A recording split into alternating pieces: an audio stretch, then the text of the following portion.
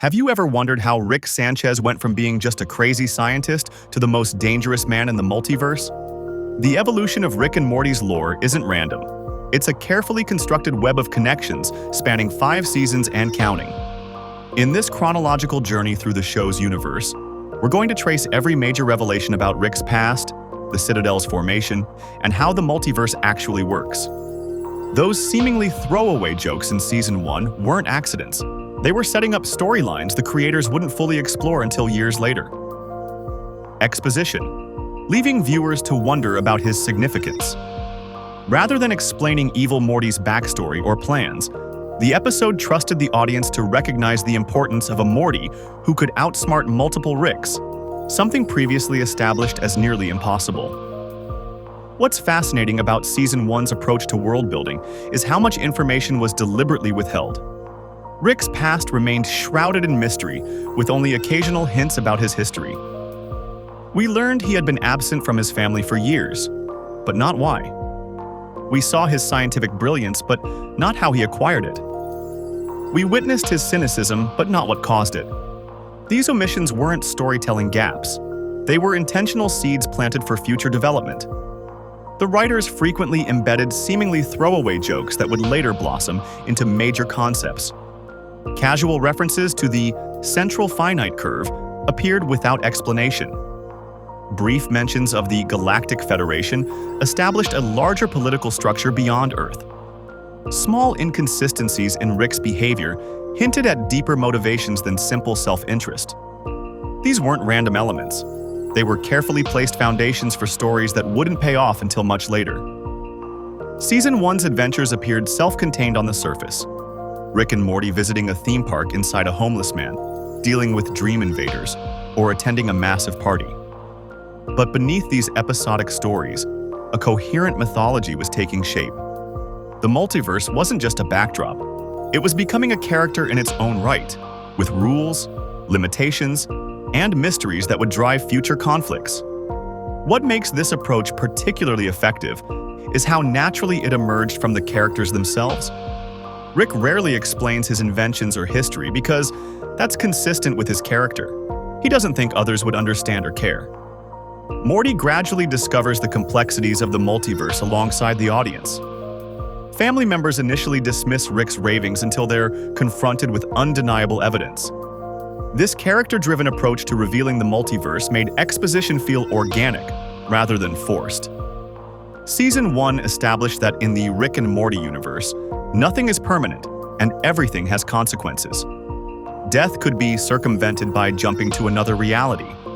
Actions in one dimension could have ripple effects across others. Identity itself became fluid when infinite versions of yourself exist simultaneously. These weren't just sci-fi concepts. They were philosophical questions about choice, responsibility, and meaning that would become central to the show's later seasons. When viewers look back at Season 1 after seeing later seasons, they're often surprised by how many major concepts were present from the beginning. The show didn't suddenly become complex. It was always building toward complexity, one seemingly simple adventure at a time. The transformation from a straightforward sci-fi comedy to a multi-dimensional epic wasn't a shift in direction. It was the realization of a plan that had been in motion from Episode 1. Among those seemingly simple concepts hiding in plain sight was a designation that would eventually reshape our entire understanding of Rick's identity: Dimension C137. The term gets casually tossed around in Season 1 like it's just another sci-fi label. But the true meaning of C137 contains a revelation so profound it forces us to question whether the family we've been watching is even related at all.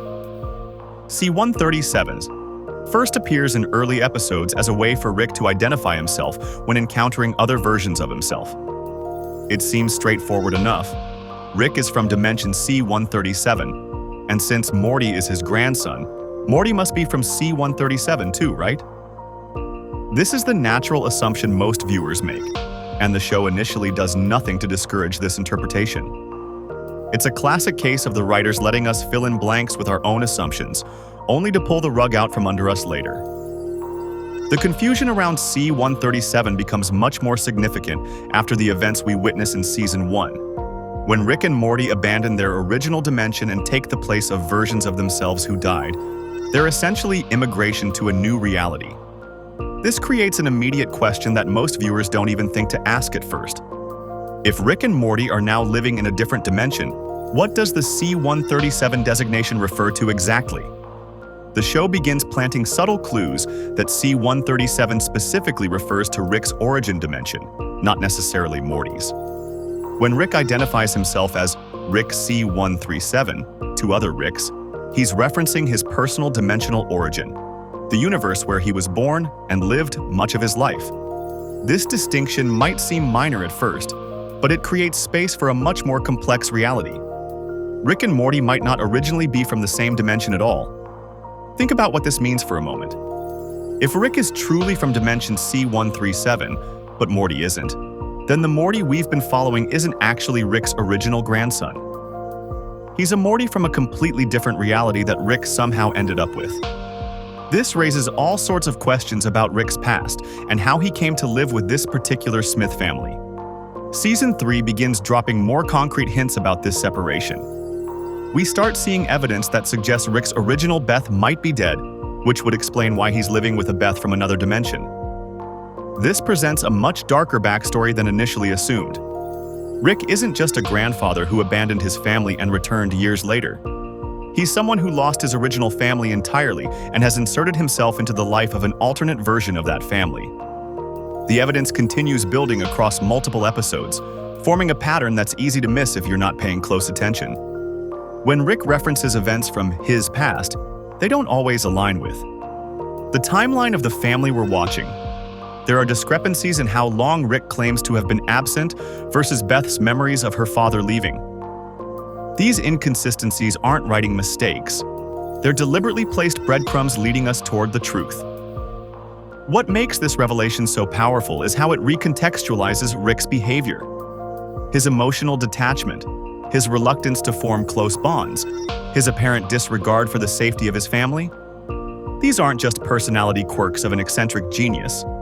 They're defense mechanisms of a deeply traumatized man who knows that the family he's living with isn't really his family at all. He keeps them at arm's length partly because getting too attached would mean confronting the loss of his original family. This also explains why Rick sometimes shows unexpected moments of genuine care for the Smiths, despite his general demeanor. They're not his original family, but they've become a substitute family that fills a void in his life.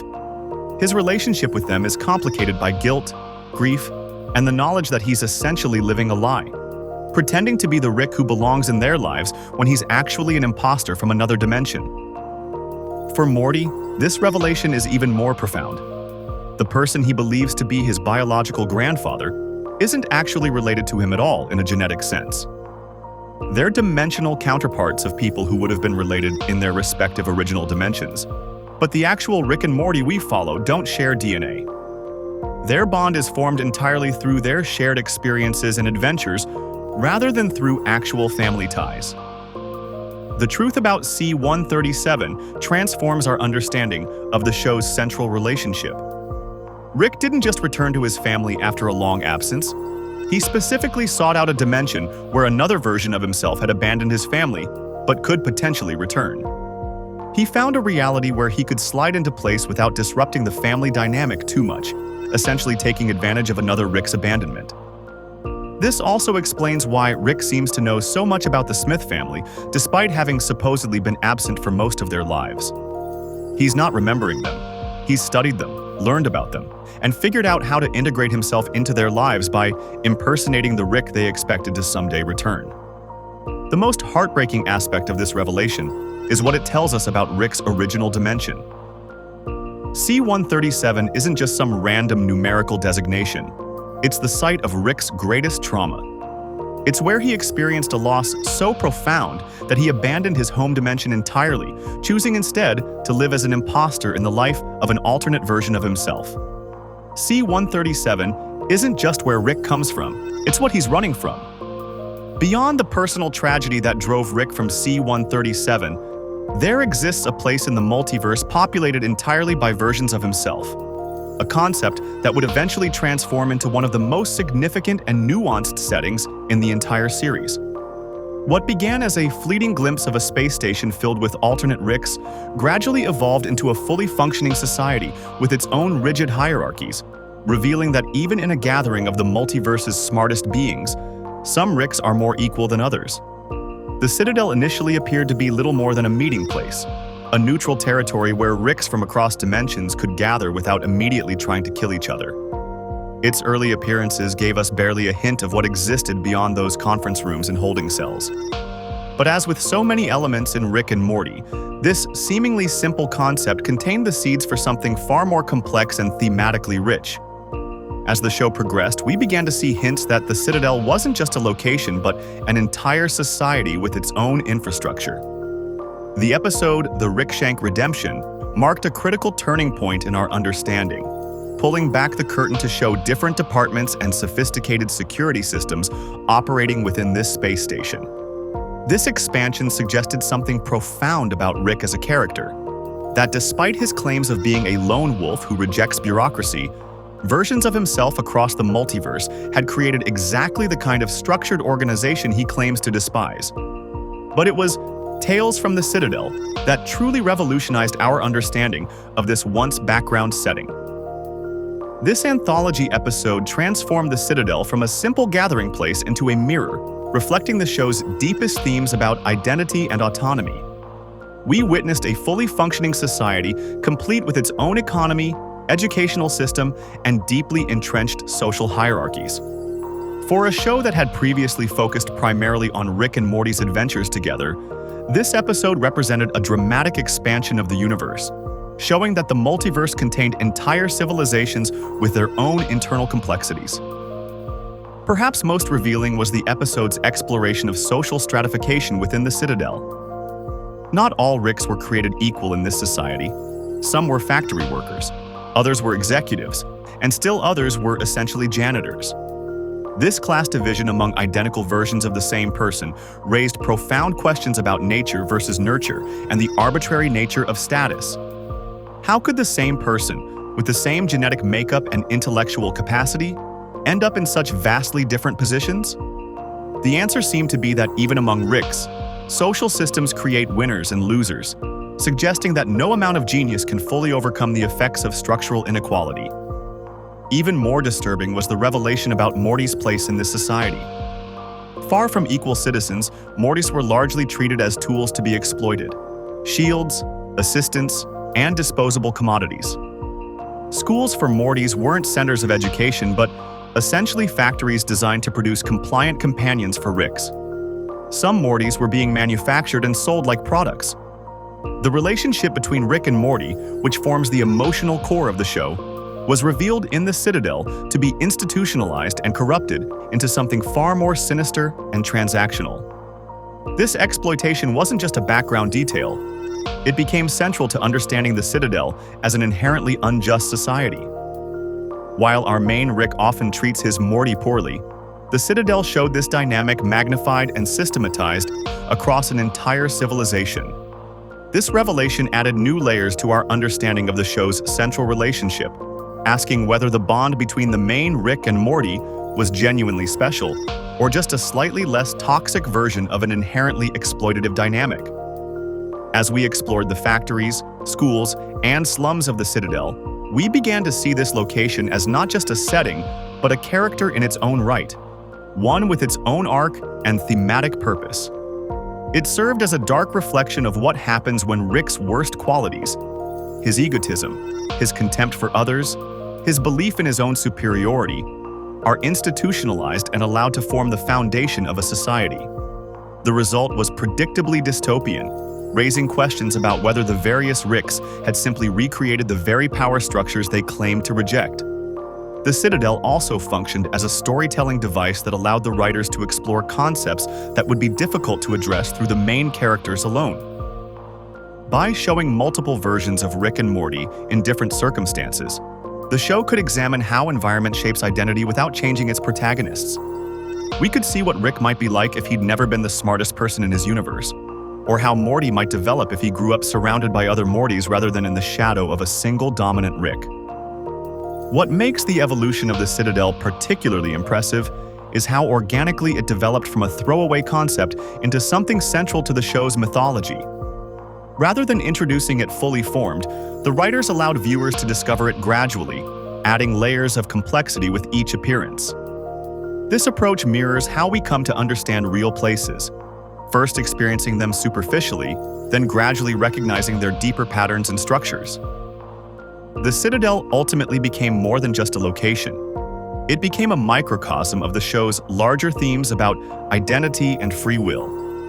In a universe with infinite versions of yourself, what makes you unique? If you met other versions of yourself, would you cooperate or compete? Would you establish hierarchies or work as equals? The Citadel answered these questions in the darkest possible way, suggesting that even when confronted with their own multiplicity, Ricks would create systems that privilege some versions of themselves over others. Among all the exploited Mortys trapped within the Citadel's social hierarchy, one figured out the truth no Rick wanted to acknowledge. The entire multiverse had been artificially limited to ensure Rick's dominance. This revelation would transform a forgotten villain from a Season 1 episode into perhaps the only character truly capable of breaking free from Rick's influence forever. The mysterious disappearance of Evil Morty after his dramatic Season 1 introduction wasn't a plot hole or abandoned storyline. It was calculated narrative patience. For 2 full seasons, fans were left wondering what happened to the eye patch-wearing Morty, who had demonstrated unprecedented intelligence and ruthlessness. This prolonged absence served a crucial purpose, allowing the character's eventual return to carry greater weight while giving viewers time to form theories about his true nature and motivations. What made Evil Morty particularly fascinating wasn't just his villainous actions, but the questions his existence raised. How could a Morty, typically portrayed as anxious, insecure, and dependent on Rick, become so coldly calculating and self-sufficient? What experiences would transform a Morty to the point where he could outsmart multiple Ricks and manipulate them as pawns in his own game? These questions lingered in the background of the series, occasionally referenced in fan discussions, but seemingly forgotten by the show itself. When Evil Morty finally returned in Season 3's Tales from the Citadel, the payoff was worth the wait. This wasn't a simple villain comeback, it was a complete reimagining of the character. The episode's brilliant misdirect kept viewers focused on various Citadel storylines, while subtly building toward the shocking reveal that the seemingly idealistic candidate Morty was actually the eye patch-wearing mastermind from seasons earlier, now operating without his signature eye patch. His campaign slogan of "Bringing Ricks and Mortys together" masked his true intentions, revealed only in the episode's closing moments as he ordered the execution of Ricks, who opposed him and ascended to presidential power. This transformation from lone operator to political leader represented a significant evolution in Evil Morty's character. He was no longer just a clever antagonist with a vendetta. He had become a figure with institutional power and widespread influence. The presidential position gave him access to the Citadel's resources and secrets, suggesting his plans had grown far more ambitious than simple revenge against Rick C-137. This evolution also reflected a deeper understanding of how power operates in the Rick and Morty universe. Direct confrontation with Rick was less effective than systematically dismantling the structures that enabled his power. The show's writers demonstrated remarkable restraint in not immediately explaining Evil Morty's master plan, allowing another lengthy period for speculation before the Season 5 finale finally revealed his true goals. This pattern of introducing a compelling element, removing it from the narrative for an extended period, then reintroducing it with new dimensions, showed a level of long-term storytelling rarely seen in animated comedy. In the Season 5 finale, Evil Morty's ultimate motivations were finally made clear in a revelation that completely recontextualized his character. His goal wasn't domination or revenge in the conventional sense, it was liberation from the central finite curve itself. As he explained his plan, viewers learned that he sought to break free from a multiverse artificially constrained to only include universes where Rick was the smartest being. This wasn't just a villain's scheme. It was an existential rejection of the very premise that had defined the show for 5 seasons. This revelation elevated Evil Morty from adversary to philosophical counterpoint. His desire to escape wasn't simply about defeating Rick. It was about transcending him entirely, accessing realities where Rick's genius wasn't the defining factor of existence. This shifted his character from antagonist to something more complex, a figure seeking freedom from a rigged system, willing to employ brutal methods to achieve what he saw as true liberation. What makes Evil Morty particularly effective as a character is how he functions as a dark reflection of our Morty. Both have witnessed Rick's brilliance and cruelty, both understand the fundamental unfairness of their position in the multiverse, and both harbor resentment toward the systems Rick has created. The difference lies in their response. While our Morty maintains some level of loyalty and attachment to Rick despite frequent frustrations, Evil Morty has completely rejected Rick's influence, pursuing autonomy at any cost. Evil Morty's successful escape from the central finite curve in the Season 5 finale represents a profound shift in the show's power dynamics. For the first time, a character has managed to truly break free from Rick's sphere of influence, accessing parts of the multiverse previously closed off. This accomplishment positions Evil Morty as possibly the only character to have truly won against Rick, not by defeating him directly, but by rendering him irrelevant to his future existence. The season finale, Rick Mirai Jack, showcased Evil Morty's cunning as he orchestrated events to his advantage. He manipulated the Citadel's resources and Rick's own technology against him, demonstrating a level of strategic thinking that rivaled Rick's own abilities. The fact that he succeeded where countless Ricks had failed, breaking through the barriers of the central finite curve, confirmed that he had evolved into a truly formidable force within the show's universe. What's particularly impressive about Evil Morty's character development is how it manages to remain consistent with his initial appearance while dramatically expanding his significance. His first episode established his willingness to sacrifice other Mortys to achieve his goals, a callousness that remained evident in his later appearances. Yet these traits gained new context with each revelation about his character, transforming from seemingly arbitrary villainous characteristics into understandable, if not justifiable, responses to his circumstances. The gradual unfolding of Evil Morty's story also demonstrates how Rick and Morty rewards attentive viewers. Small details from his initial appearance gained new significance with each revelation, creating a sense of narrative cohesion across widely separated episodes. For instance, his ability to control a Rick through technology in Season 1 foreshadowed his later mastery of the Citadel's systems, while his willingness to discard his eye patch disguise paralleled his ultimate rejection of all constraints imposed by Rick's.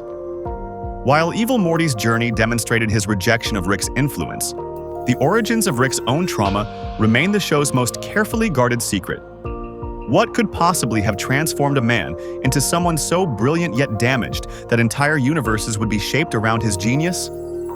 The answer wasn't revealed all at once, but rather through fragments scattered across multiple seasons like pieces of a shattered family portrait. The writers employed a fascinating narrative strategy with Rick's backstory, deliberately obscuring critical details while simultaneously dropping hints that something profoundly traumatic had shaped him. This approach created a compelling mystery at the heart of the series, giving viewers just enough information to form theories without confirming anything too early. Each new revelation about Rick's past fundamentally altered our understanding of his character, making his backstory much more than simple exposition. The Rickshank redemption represented a crucial turning point in the gradual unveiling of Rick's history. The episode presented viewers with an apparent flashback showing the murder of Rick's wife Diane and daughter Beth by another Rick. This shocking scene initially seemed to explain everything about Rick's cynicism and emotional walls, until the episode itself called the memory into question. Rick claimed he fabricated the entire sequence as part of an elaborate escape plan, leaving viewers uncertain about what parts, if any, were actually true. This deliberate ambiguity became a hallmark of how the show handled Rick's backstory. Rather than simply telling viewers what happened, the writers created a puzzle where certain pieces might be false memories, exaggerations, or outright lies. This approach mirrored Rick's own relationship with his past, something too painful to confront directly, requiring deflection and denial. The show continued this pattern across multiple seasons, with each new fragment of Rick's history raising as many questions as it answered. We learned about his decades-long absence from Beth's life without initially understanding why he left. We saw glimpses of his past as a freedom fighter against the Galactic Federation without knowing what drove him to rebellion. These incomplete revelations created a portrait of a man haunted by something he couldn't escape, despite having the ability to travel to infinite universes. It wasn't until Season 5 that some of the most crucial pieces fell into place.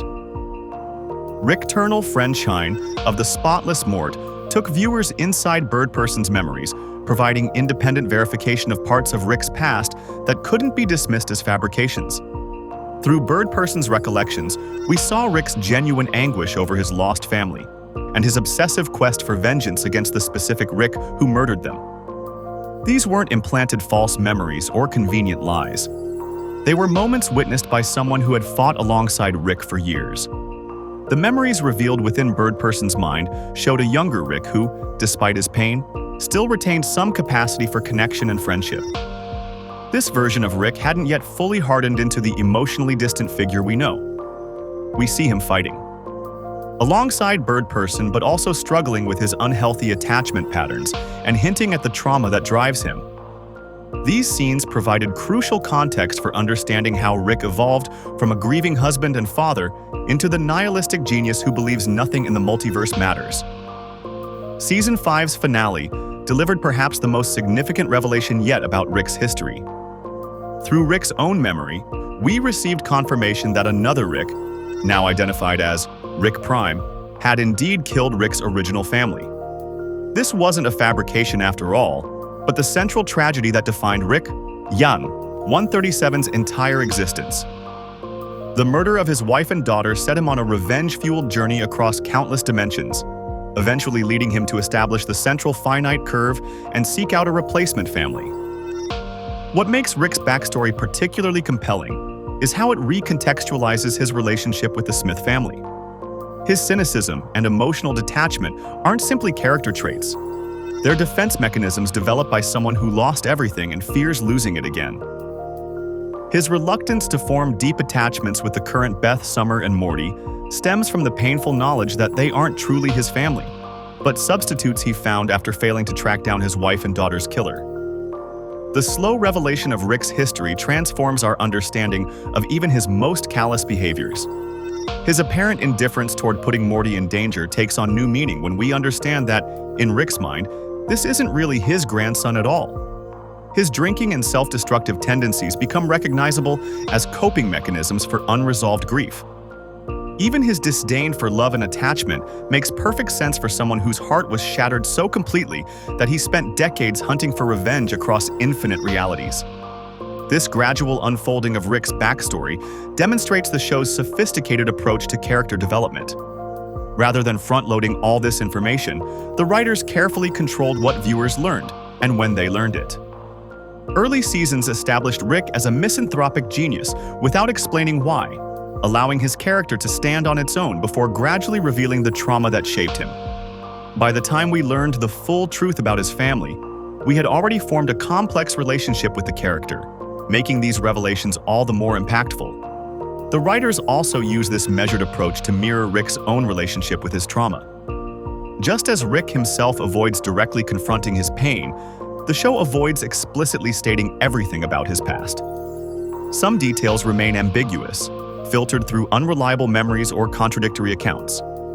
This creates a narrative experience that puts viewers in a position similar to the Smith family, trying to understand a brilliant but damaged man who refuses to fully explain himself. Beyond Rick's past trauma lies a cosmic-level deception that completely reshapes our understanding of the show's universe. Remember all those times Rick boasted about accessing infinite realities? It turns out that was just another carefully constructed lie. The multiverse. Rick travels through isn't infinite at all, but rather a deliberately walled-off section specifically designed to ensure he remains the smartest being in every universe he visits. This revelation about the central finite curve isn't just a minor detail. It fundamentally alters the rules of the entire Rick and Morty multiverse. From the show's beginning, we were led to believe that Rick's portal gun could access any point in an infinite multiverse. This supposed infinity was part of what made Rick seem so powerful and the show's possibilities so endless. We got comfortable with the idea that Rick could escape any situation or find any reality he wanted simply by dialing in the right coordinates. The first mention of something called the central finite curve actually appeared way back in Season 1, though at the time, it seemed like just another piece of scientific jargon that Rick would occasionally throw around. The name itself contains a fascinating contradiction. How can something be both finite and part of an infinite system? This subtle linguistic clue was hiding in plain sight for years, but its true significance wouldn't become clear until much later. Throughout the earlier seasons, careful viewers might have noticed some strange limitations to Rick's supposedly infinite travel capabilities. Despite claims of infinite universes, Rick seemed to encounter the same basic versions of reality over and over. Most dimensions featured Earth, humans, and familiar structures, just with odd variations like people with shrimp for arms or furniture made of pizza. If truly infinite realities existed, shouldn't there be universes with fundamentally different physical laws or life forms beyond our comprehension? This pattern of similar but different universes wasn't just lazy writing. It was a deliberate choice that hinted at the truth. The writers were subtly showing us that Rick's multiverse travels weren't as unlimited as he claimed. The variations we saw were more like remixes of a familiar theme, rather than completely foreign realities. This consistency across dimensions created a comfortable playground for storytelling, while secretly establishing boundaries that would later be explained. The Season 5 finale finally delivered the shocking truth about the central finite curve. It wasn't just terminology, it was a physical barrier created by the collective effort of Ricks across the multiverse. This walled-off section contained only universes where Rick was the smartest being in existence. The Ricks had literally separated these universes from all other universes where they might not reign supreme intellectually. This revelation completely recontextualizes Rick's power and position in the show. His dominance isn't natural or inevitable.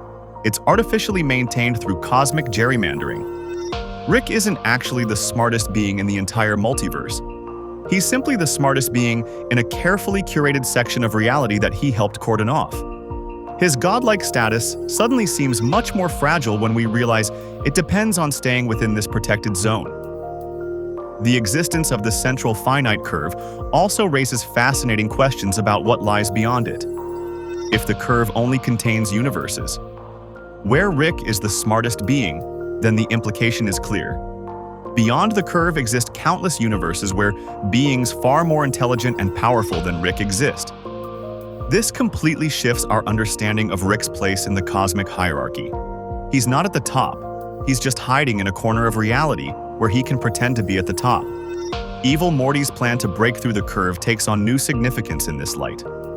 His desire wasn't just to escape Rick, it was to access realities where beings smarter than Rick exist, potentially offering completely new possibilities beyond Rick's influence. When Evil Morty finally succeeds in breaking through the barrier, we get a brief glimpse of what might lie beyond. A golden portal leading to universes completely unlike anything we've seen before. This revelation also explains why Rick has always been so dismissive of gods and cosmic beings throughout the series. His attitude wasn't just philosophical nihilism, it was a defensive mechanism. Within the central finite curve, Rick could maintain the illusion of being the most powerful entity, but acknowledging truly superior beings would threaten his carefully constructed worldview. His entire identity is built around being the smartest being in existence, so the truth about the curve threatens his very sense of self. The central finite curve concept brilliantly ties together many loose threads from throughout the series. It explains why most dimensions seem to have a Rick and Morty pairing, why certain physical laws remain consistent across dimensions, and why Rick can so confidently predict outcomes across different realities. He's not actually navigating infinite possibilities. He's working within a more limited set of variations where he understands the rules. This narrative choice transforms Rick from an all-powerful character into someone much more vulnerable and insecure. Creating the central finite curve wasn't an act of strength, it was an act of fear. Rick was so terrified of encountering beings smarter than himself that he helped create an artificial barrier to prevent that possibility. His seemingly limitless confidence is revealed to be fragile enough that he needed to restructure reality itself to protect his ego. The concept also creates fascinating philosophical implications for the show's theme of nihilism.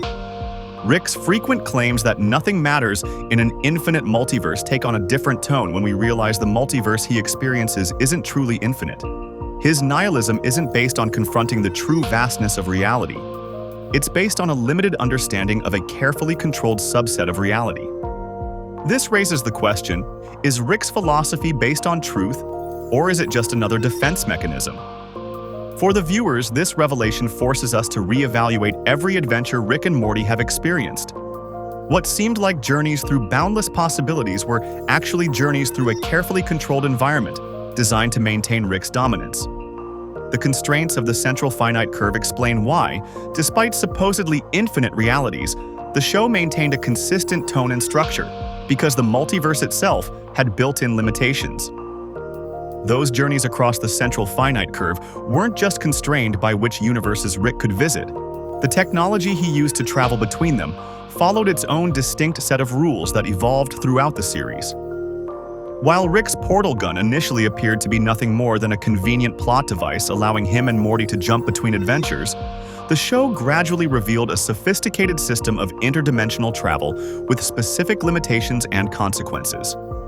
From the first episode, that iconic green glow seemed like nothing more than a stylistic choice by the animators. A cool visual to signal sci-fi stuff happening here. But as the series progressed, we discovered the color wasn't arbitrary at all. That distinctive shade of green signifies a specific type of interdimensional travel within the boundaries of the central finite curve. Different colored portals began appearing in later seasons, each representing alternative methods of transportation between realities, with their own distinct rules and capabilities. What makes this development particularly interesting is how it constrains Rick's seemingly unlimited power. We've watched him escape countless dangerous situations with a quick flick of his portal gun, making it seem like he always has an easy out. But the show gradually established that portal fluid, the substance that powers his interdimensional technology, is a finite resource with real limitations. There are episodes where Rick's supply runs dangerously low, forcing him to conserve his remaining fluid or seek alternatives. The scarcity of portal fluid creates genuine stakes in many adventures. When Rick can't simply portal away from danger, he's forced to rely on his wits and other gadgets, adding tension to scenarios that might otherwise feel too easily resolved. We've seen episodes where the fluid becomes contaminated, producing unpredictable results when used. This limitation transforms what could have been a storytelling crutch into a nuanced system that actually enhances the narrative rather than undermining it. Season 6 took these limitations even further with the introduction of Portal Index rebooting. This concept revealed that the portal technology Rick relies on isn't infallible. It can be compromised, reset, or completely disabled under certain circumstances. When Rick's portal index gets rebooted, we see the catastrophic consequences of what happens when this technology fails. Characters get stranded in the wrong dimensions, unable to return home through their usual methods. This vulnerability adds a layer of fragility to interdimensional travel that wasn't apparent in early seasons. These technological constraints provide a satisfying explanation for why certain plots unfold the way they do. There are numerous situations throughout the series where viewers might wonder, why doesn't Rick just portal away from this problem? The established rules of portal technology offer an answer. Sometimes he can't. Maybe he's out of fluid. Maybe the portal would be unstable in that environment. Or maybe the destination would be even more dangerous than his current predicament. These limitations force Rick to solve problems creatively rather than simply escaping them. Another fascinating aspect of the show's approach to interdimensional travel is what it deliberately avoids: time travel. Eagle-eyed viewers noticed a box labeled "Time Travel Stuff" sitting unused on a shelf in Rick's garage as early as Season 1. This visual gag actually represents a conscious decision by the writers to establish boundaries for their fictional universe. By focusing exclusively on travel between dimensions rather than through time, the show maintains a certain internal logic and avoids the paradoxes and plot holes that often plague time travel narratives. This self-imposed restriction demonstrates the careful thought put into constructing Rick and Morty's multiverse. The writers created a system complex enough to enable virtually limitless story possibilities, while still maintaining consistent rules that characters must follow. It's this balance between creative freedom and narrative discipline that allows the show to feel both wildly imaginative and surprisingly grounded. The deliberate avoidance of time travel also helps distinguish Rick and Morty from other sci-fi properties. Rather than retreading familiar time travel tropes, the show carved out its own unique approach to scientific concepts. There's something refreshingly straightforward about interdimensional travel compared to the paradoxical headaches of time loops and altered timelines. Characters may hop between realities, but they always move forward through time, maintaining a sense of continuity and consequence to their actions. The rules of portal technology also provide insight into Rick's character.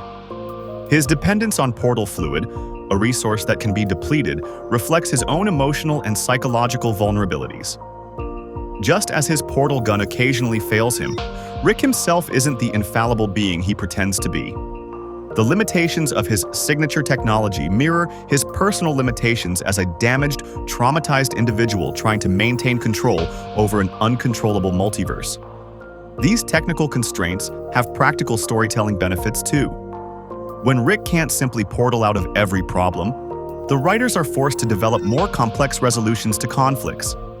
Characters must grow, adapt, and sometimes accept harsh realities rather than escaping to new dimensions whenever things get difficult. This creates more satisfying character arcs and meaningful consequences throughout the series.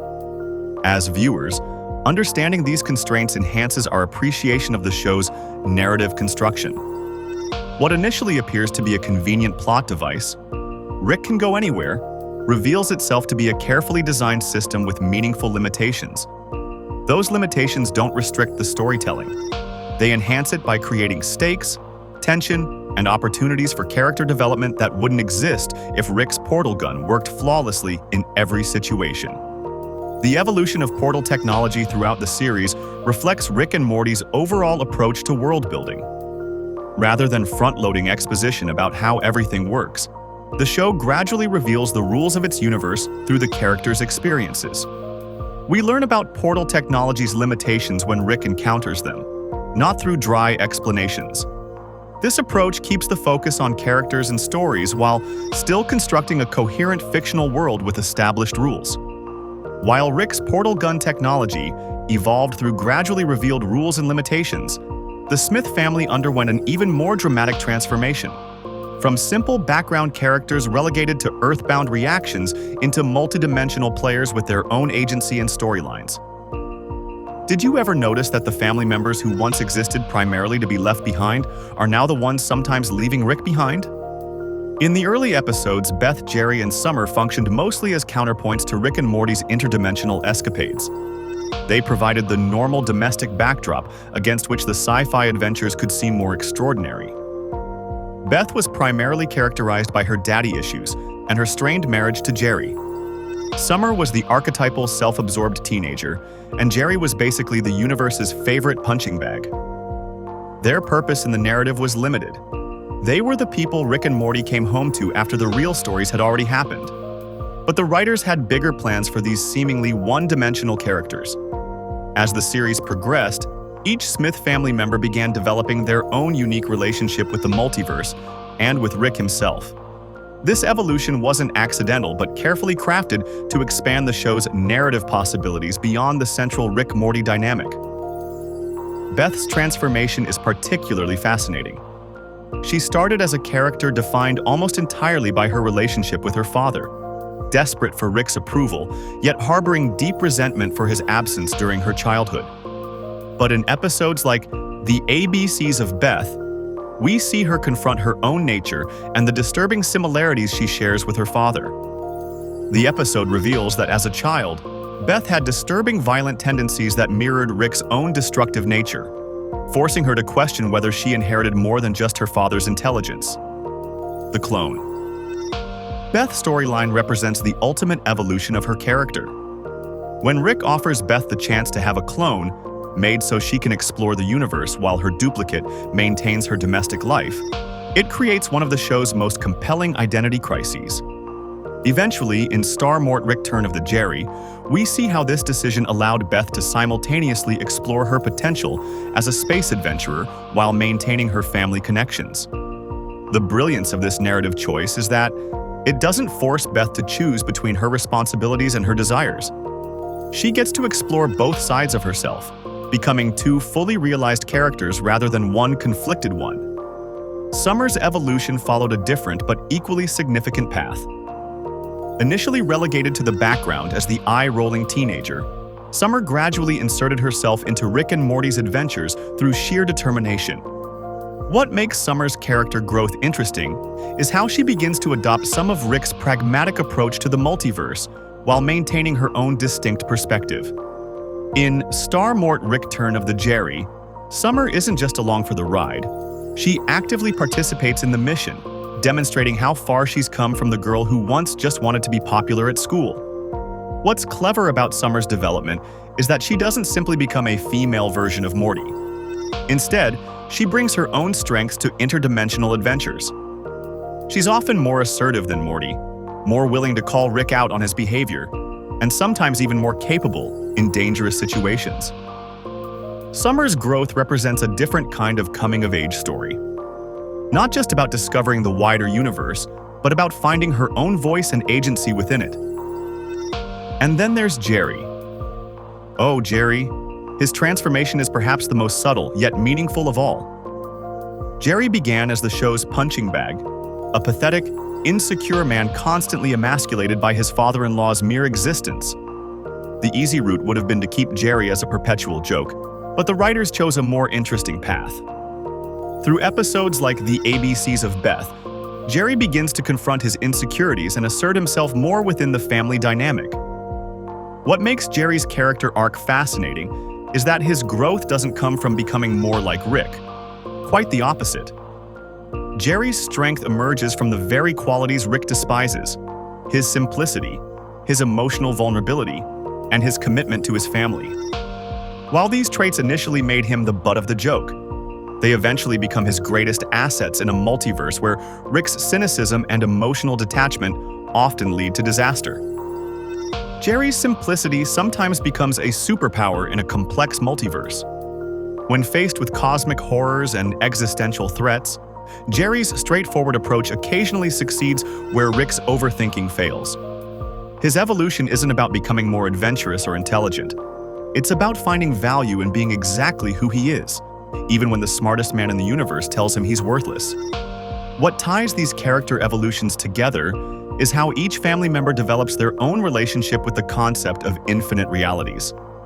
Beth confronts the infinite possibilities of who she could have been. Summer learns to navigate the moral complexities of a universe where nothing matters yet everything matters. And Jerry finds stability in himself despite discovering that there are infinite versions of him, many of whom are more successful. These transformations are especially evident in episodes focused on exploring deeper themes of identity and family dynamics. The ABCs of Beth and Star Mort Return of the Jerry stand out as pivotal moments where the Smith family members emerge from the shadows of Rick and Morty's adventures to claim their own narratives. These episodes don't just develop individual characters, they redefine the family's collective relationship with the multiverse. The most impressive aspect of this family evolution is how it reflects the show's broader themes of identity and agency. In a reality where infinite versions of yourself exist, what makes you you? When nothing matters in the grand cosmic scheme, how do you decide what matters to you personally? Each Smith family member answers these questions differently, providing multiple perspectives on the show's central philosophical questions.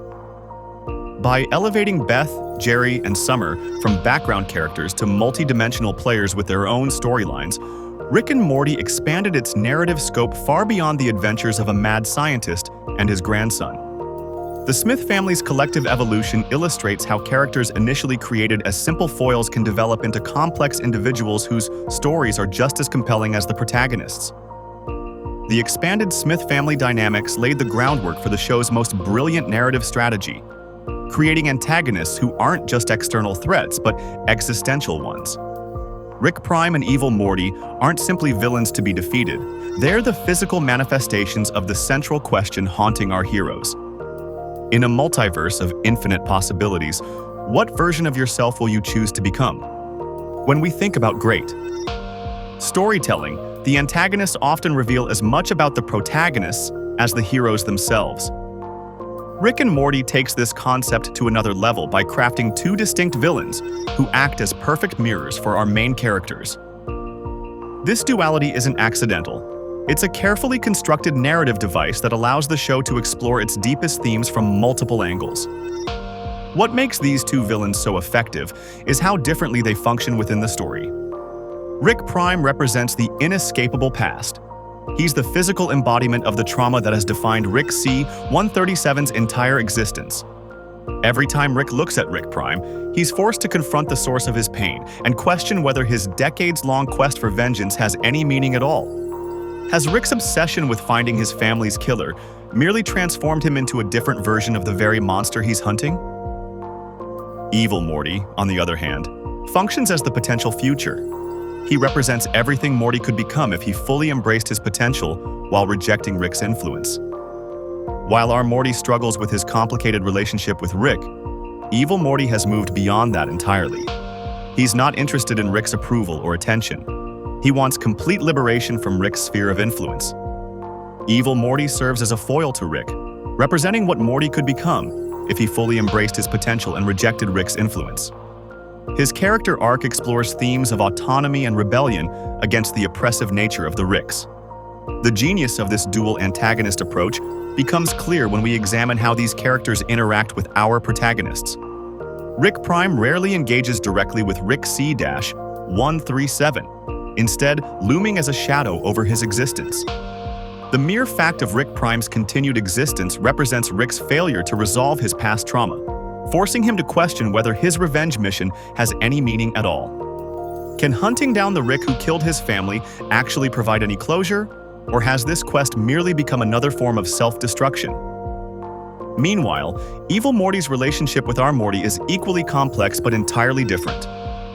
Rather than representing a past that can't be escaped, Evil Morty offers a glimpse of a possible future that simultaneously attracts and terrifies our Morty. When Morty looks at Evil Morty, he sees someone who has transcended the limitations Rick has placed on him. But at what cost? Has Evil Morty's quest for autonomy merely transformed him into something as cold and calculating as the worst versions of Rick? What's particularly fascinating about these antagonists is how they challenge different aspects of the show's fundamental premise. Rick Prime challenges Rick's identity as the multiverse's most dangerous Rick by being equally intelligent but unburdened by any moral constraints whatsoever. If Rick C-137 ever managed to defeat Rick Prime, would he lose the driving force that has defined his existence for decades? Would victory actually feel hollow after building his entire identity around this quest? Evil Morty challenges something even more fundamental, the very framework of the show itself. By rejecting the central finite curve and escaping to realms where Ricks aren't the dominant intelligence, Evil Morty directly confronts the power structure that underlies the entire series. His actions in Rick Morty Jack don't just threaten Rick as a character, they threaten the entire narrative foundation the show has built. The relationship between Rick Prime and Evil Morty highlights the duality of Rick's character. While Rick Prime embodies the trauma and darkness of Rick's past, Evil Morty symbolizes the potential for growth and change, challenging the status quo established by Rick. These two antagonists also allow the writers to explore different philosophical questions simultaneously. Rick Prime lets them examine how trauma shapes identity and whether vengeance can ever provide healing. Does Rick continue hunting Rick Prime because he genuinely believes it will bring him peace, or has the hunt itself become his primary purpose? If revenge is empty, what else might give Rick's existence meaning? Evil Morty enables exploration of free will, determinism, and the possibility of transcending one's circumstances. In the episode Rick Morty Jack, Evil Morty reveals his ultimate goal: to escape the central finite curve, which confines him to universes where Ricks are the most intelligent beings. This desire for freedom contrasts sharply with Rick's self-imposed limitations and obsession with power. Is Evil Morty truly exercising freedom by rejecting Rick's influence, or is his rebellion just another form of reaction to Rick? Can anyone truly escape the patterns that define them? What makes both antagonists so compelling is that they're not just obstacles to be overcome. They're existential challenges that force our protagonists to question their most basic assumptions. When Rick confronts Rick Prime, he's not just facing an enemy. He's facing the question of whether his life has had any purpose beyond revenge. When Morty encounters Evil Morty, he's forced to consider whether his loyalty to Rick is genuine affection, or just Stockholm Syndrome on a cosmic scale. The dynamic between Rick and Evil Morty evolves throughout the series, culminating in their confrontation where Evil Morty takes control, demonstrating that he is not only a reflection of Morty's potential, but also a critique of Rick's failures as a mentor. Evil Morty's manipulation of events to take down Rick Prime showcases his intelligence and strategic thinking, positioning him as a more formidable antagonist than Rick Prime, who often relies on brute force and fear. This dual antagonist structure also allows the writers to maintain narrative tension on multiple fronts. Rick Prime represents the personal stakes, the emotional core of Rick's character that connects to his specific trauma. Evil Morty represents the cosmic stakes, the larger questions about free will and determinism that give the show its philosophical weight. By maintaining both threats simultaneously, the writers ensure that the show never becomes either too personal or too abstract. What's perhaps most interesting about these two villains is that neither can be defeated through conventional means. Rick could potentially kill Rick Prime, but that wouldn't necessarily heal the trauma of losing his family. Morty could potentially stop Evil Morty's plans, but that wouldn't address the legitimate critiques Evil Morty makes about Rick's controlling nature. These aren't enemies that can simply be punched away. They represent fundamental questions about identity and purpose that our protagonists must ultimately answer for themselves. Evil. Morty's return in the season finale emphasizes the ongoing struggle between personal trauma and the quest for identity, as he seeks to redefine his existence outside of Rick's shadow, contrasting with Rick's inability to move past his own pain. This character development transforms what could have been a one-dimensional villain into one of the most complex characters in the series. A dark reflection that forces both Rick and Morty to confront uncomfortable truths about themselves. While Evil Morty forces our heroes to confront uncomfortable truths about themselves, there's another layer of self-awareness that makes Rick and Morty truly unique. The show itself seems eerily conscious of its own existence. From the very beginning, Rick and Morty has incorporated moments where the characters seem to know they're in a TV show. But these meta-elements have evolved from simple jokes into something much more profound. What started as occasional winks to the audience has transformed into entire episodes dedicated to deconstructing storytelling itself, raising questions about reality that extend beyond the screen. Those early meta moments were relatively straightforward. Remember when Rick looked directly at the camera in the pilot episode and rambled about Rick and Morty forever 100 years?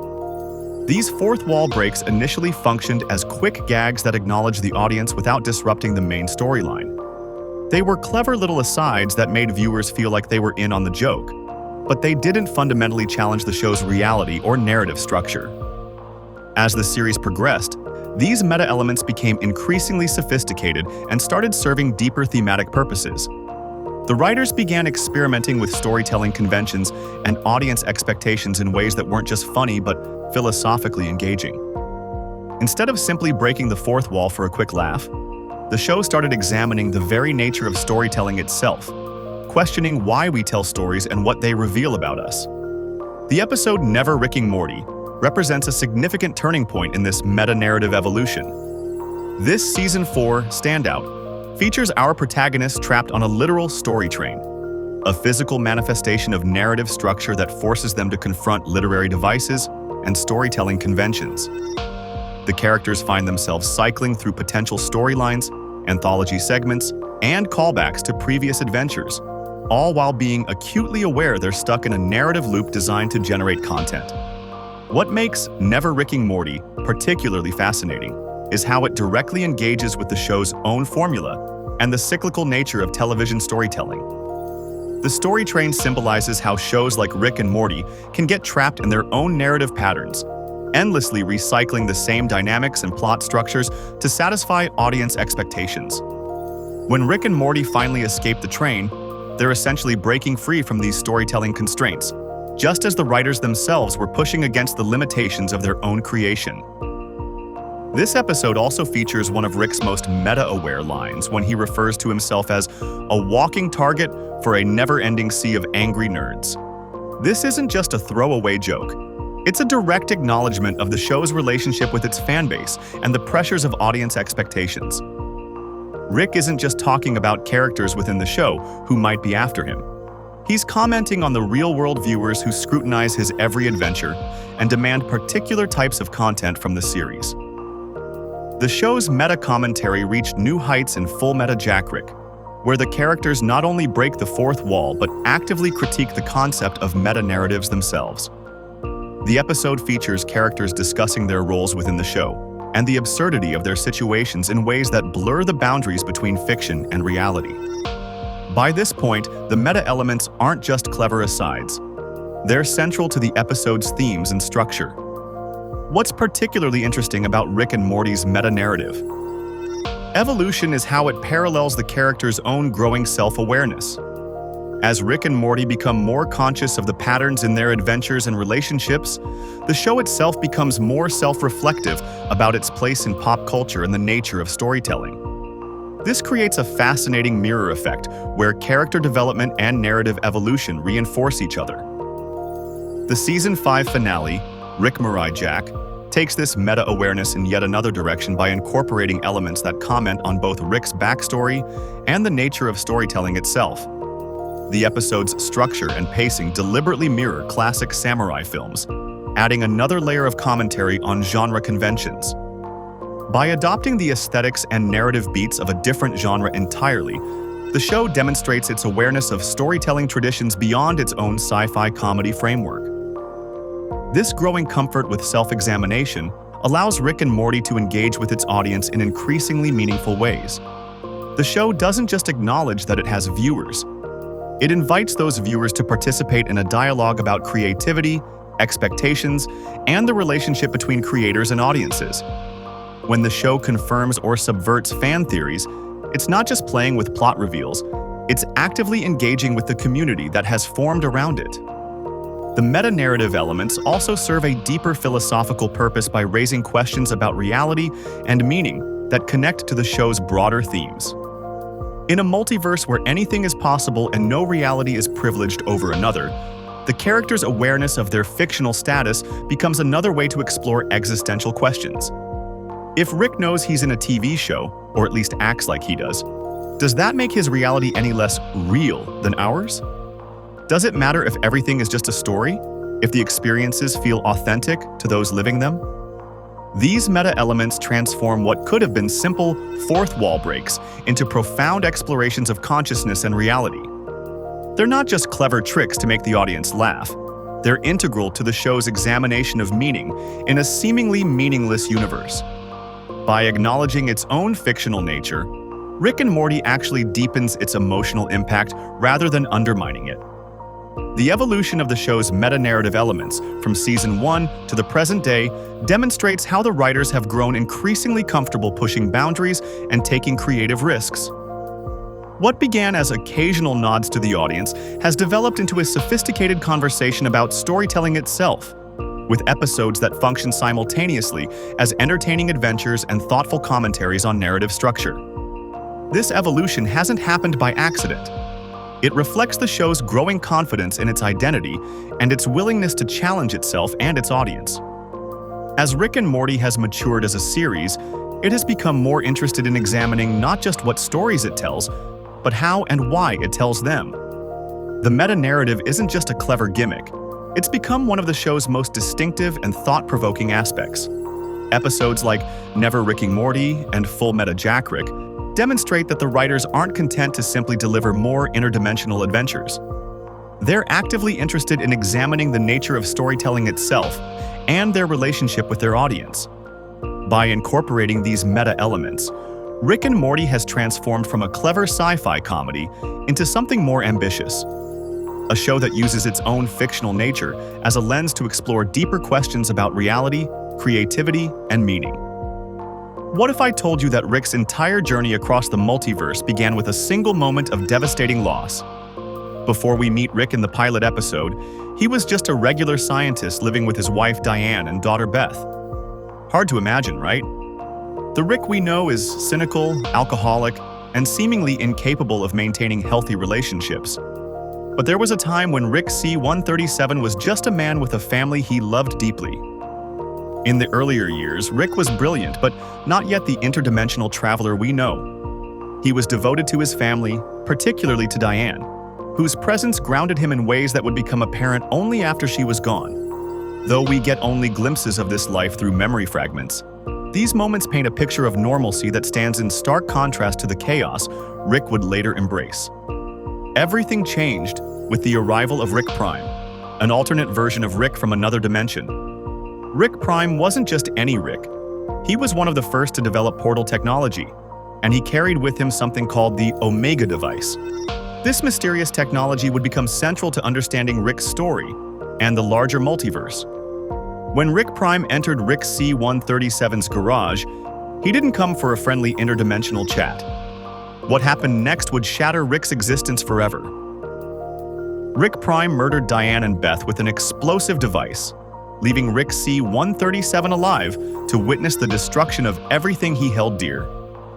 This single act of violence created the first major fracture in Rick's psyche, a wound so deep that even infinite universes couldn't heal it. The memory sequences in Rick Mirai Jack give us rare glimpses into this raw emotional turmoil, with Rick uttering the poignant line, "I used to drink." This simple phrase carries the weight of decades of grief, suggesting that his alcoholism began as a coping mechanism after losing Diane. Driven by unimaginable grief and rage, Rick C-137 channeled his genius into a singular purpose: developing portal technology to track down Rick Prime. What's remarkable is that Rick C-137 became only the second Rick in the multiverse to independently create portal technology. While other Ricks received the technology through collaboration or theft, our Rick built it from scratch, fueled by vengeance. This achievement alone sets him apart as uniquely determined and brilliant, even among infinite versions of himself. Once armed with his portal gun, Rick began a bloody campaign across the multiverse. He wasn't just looking for Rick Prime. He was killing every Rick he encountered, hoping to eventually find the one responsible for his family's murder. This vendetta turned Rick C-137 into the most feared Rick in the multiverse.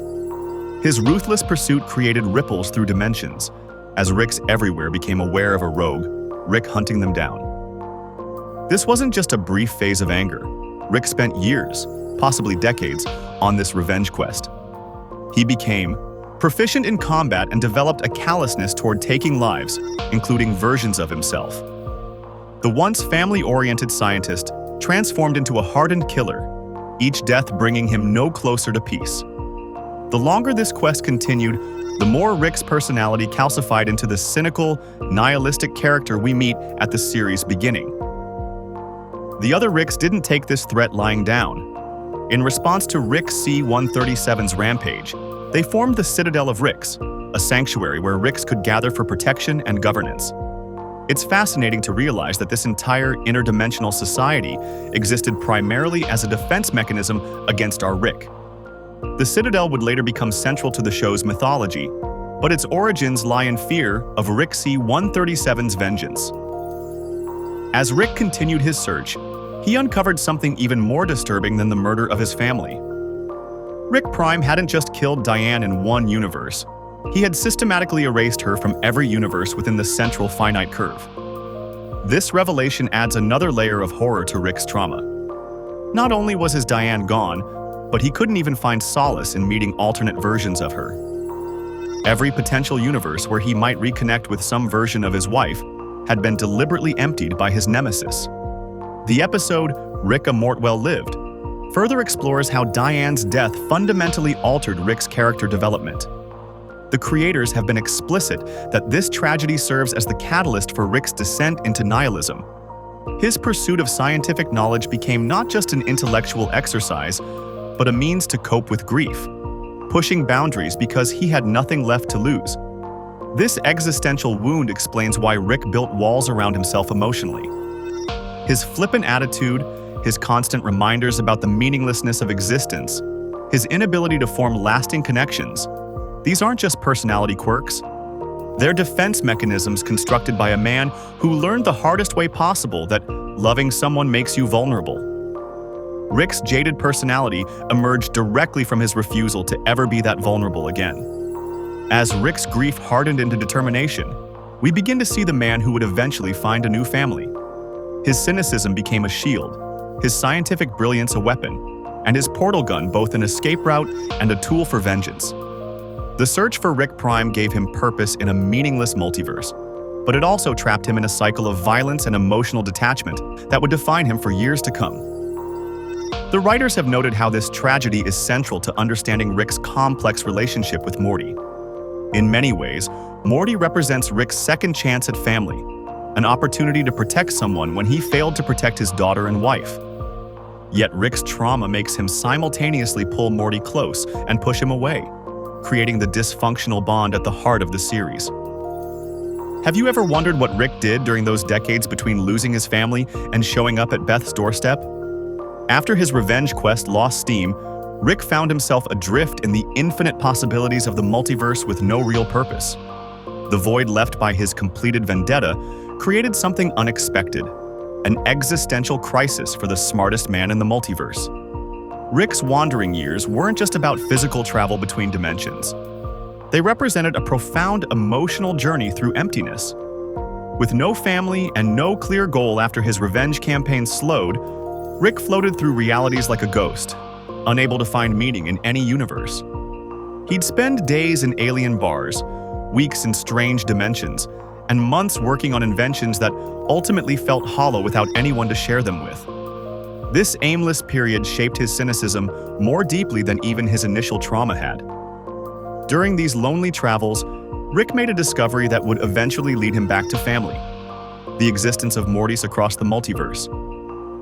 In most realities, other versions of Rick had found their way to their respective Beths and subsequently formed relationships with their grandsons. This pattern wasn't random. Rick observed something scientifically fascinating. Mortys served a practical purpose beyond family connection. Their particular brainwave patterns functioned as perfect camouflage for Rick's, masking their genius-level brain frequencies from detection by various enemies and agencies across the multiverse. This revelation presented Rick with a dilemma. The practical benefits of having a Morty by his side were clear, but obtaining one meant confronting something he'd avoided for years: reconnecting with a version of Beth who wasn't actually his daughter. The thought tormented him. Would seeking out an alternate Beth be a betrayal of his original family's memory? Or was it perhaps the only way forward after years of solitary existence? In one particularly significant adventure during this period, Rick crossed paths with Bird Person during a rebellion against the Galactic Federation. Their friendship formed amid chaos and resistance, giving Rick a rare, meaningful connection. Bird Person witnessed Rick at his most vulnerable. Not just the scientific genius, but the broken man underneath. These adventures with Bird Person represent some of the few bright spots in Rick's otherwise bleak wandering years, showing that despite his best efforts to remain disconnected, Rick still possessed the capacity for friendship. As Rick continued his dimensional travels, he developed the nihilistic worldview that would become his trademark. Nothing matters wasn't just a catchphrase. It was a carefully constructed defense mechanism.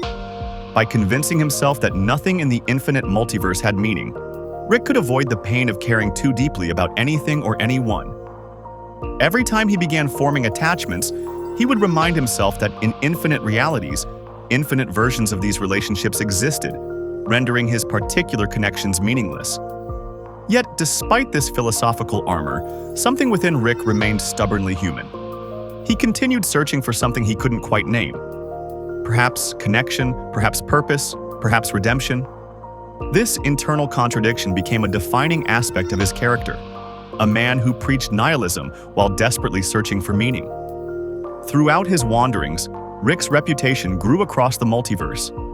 Other Ricks had generally settled into predictable patterns, joining the Citadel, finding Mortys, or carving out their own territories. But C-137 refused to follow these conventions. His independence and refusal to conform earned him a special designation among his alternate selves, the Rickest Rick.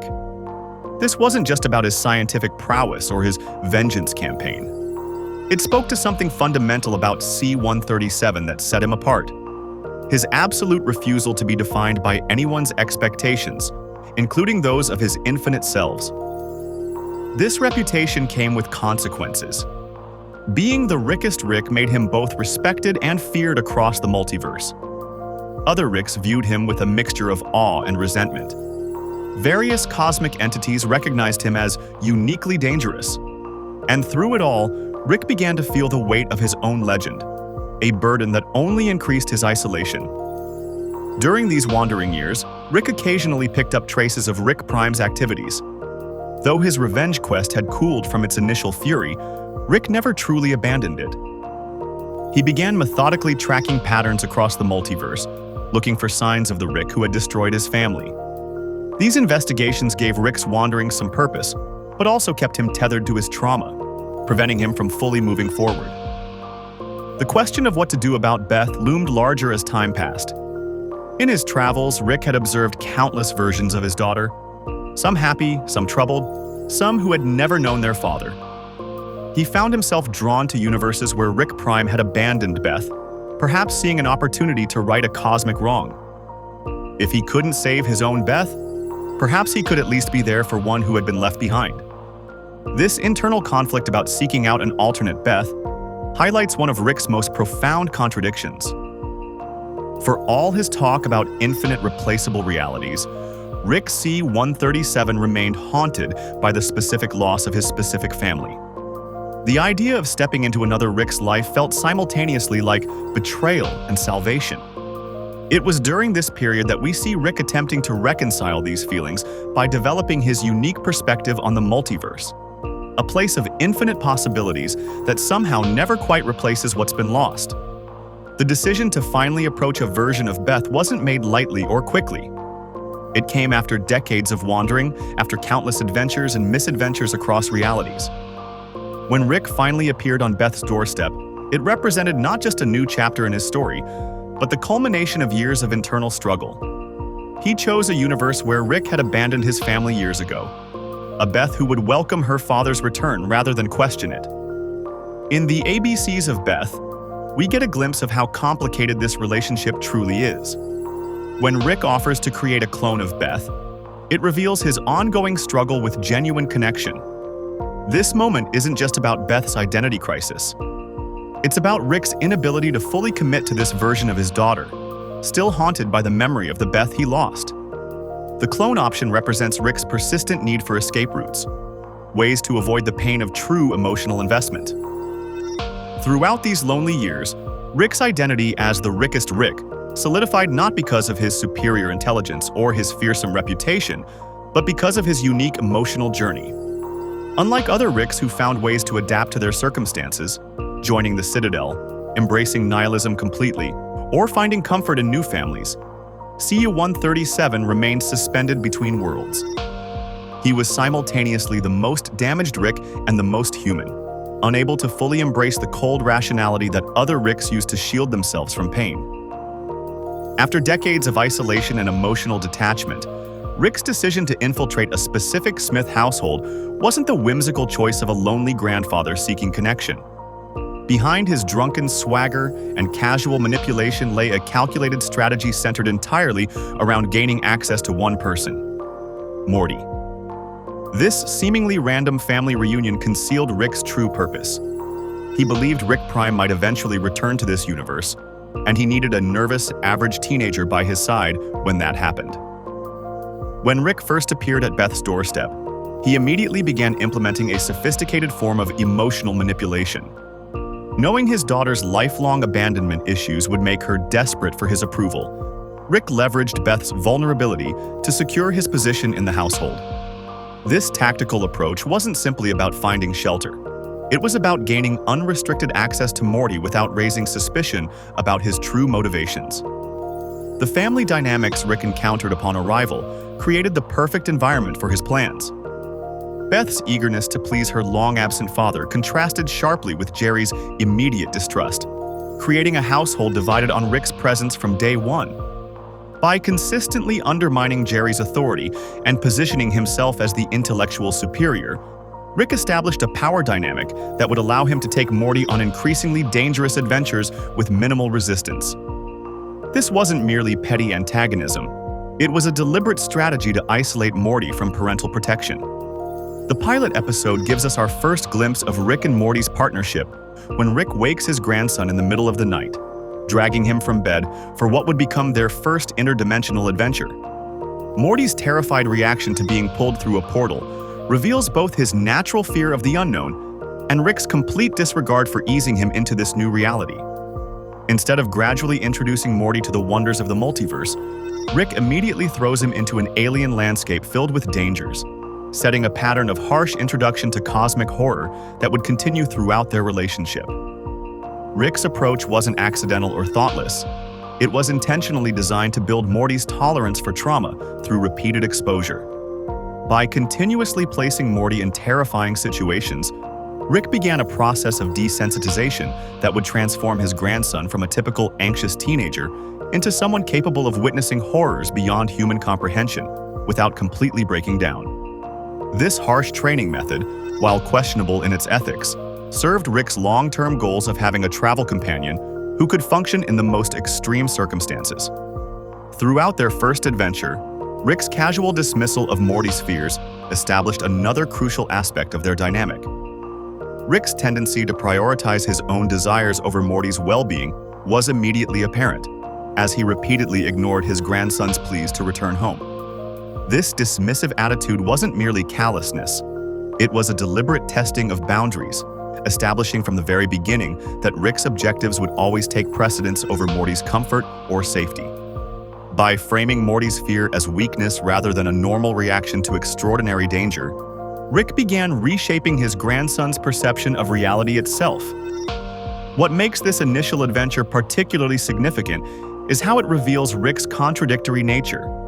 While overtly establishing his dominance, Rick was simultaneously becoming dependent on Morty's presence. The grandson he seemed to view as merely a tool or shield was actually becoming essential to his functioning in ways that Rick himself might not have fully recognized yet. This codependency, established in their very first outing together, would grow to define their relationship throughout the series. Beneath Rick's harsh exterior, we catch glimpses of him testing Morty's potential in subtle ways. During their initial adventures, Rick occasionally poses questions or creates situations that require Morty to think creatively or show courage. These moments reveal that Rick sees qualities in Morty that remind him of himself, a spark of potential that, with the right pressure, might develop into something remarkable. This recognition of Morty's hidden capabilities forms another layer of their complex relationship, suggesting that Rick's interest in his grandson goes beyond merely using him as cosmic camouflage. According to series co-creator Dan Harmon, the initial concept for Rick and Morty's relationship was designed to explore themes of family and dysfunction. This thematic foundation is clearly evident in their first adventure together, where the seemingly random chaos actually serves to establish the core dynamics that would define their partnership. The uncomfortable balance between exploitation and genuine connection, between manipulation and mentorship, creates a relationship unlike any other in animation. What makes Rick's approach to Morty particularly intriguing is how it contrasts with his treatment of other family members. While he manipulates Beth through her emotional neediness and undermines Jerry through intellectual superiority, his approach to Morty involves a strange form of education, harsh and traumatic certainly, but with an underlying purpose beyond mere control. From their very first adventure, Rick begins shaping Morty into something new, suggesting an investment in his development that he doesn't show toward other family members. As their first adventure progresses, we see the earliest signs of what would become their signature dynamic. Rick leading with confident brilliance, while Morty follows with reluctant curiosity. Yet even in this initial outing, there are moments where Morty's perspective causes Rick to adjust his plans, hinting at the more balanced partnership they would eventually develop. Though heavily weighted in Rick's favor, the seeds of mutual influence were present from the beginning. The conclusion of their first adventure sets another crucial precedent. Despite the terror and danger Morty experiences, he discovers something exhilarating about traveling with Rick. Beyond the fear lies a universe of infinite possibilities. Worlds beyond imagination that offer experiences no other teenager could ever hope to have. This realization marks the beginning of Morty's transformation, as the same grandfather who terrifies him also offers him access to wonders beyond comprehension. This contradictory appeal, established in their very first outing, creates the foundation for Morty's willingness to continue accompanying Rick despite the obvious dangers. While Morty experiences the wonders of the multiverse, beneath Rick's scientific brilliance lies a secret only Bird Person truly understands. That iconic catchphrase we've heard Rick shout across countless dimensions, "Wubba Lubba Dub Dub," isn't just random nonsense or comedic relief. It's actually a coded confession that's been hiding in plain sight all along. In a rare moment of translation, Bird Person reveals to Morty that in his language, Rick's signature phrase means, "I am in great pain, please help me." This stunning revelation completely recontextualizes our understanding of the character. Each time Rick has drunkenly shouted what seemed like meaningless gibberish, he was actually crying out for help in a language he knew almost no one would understand.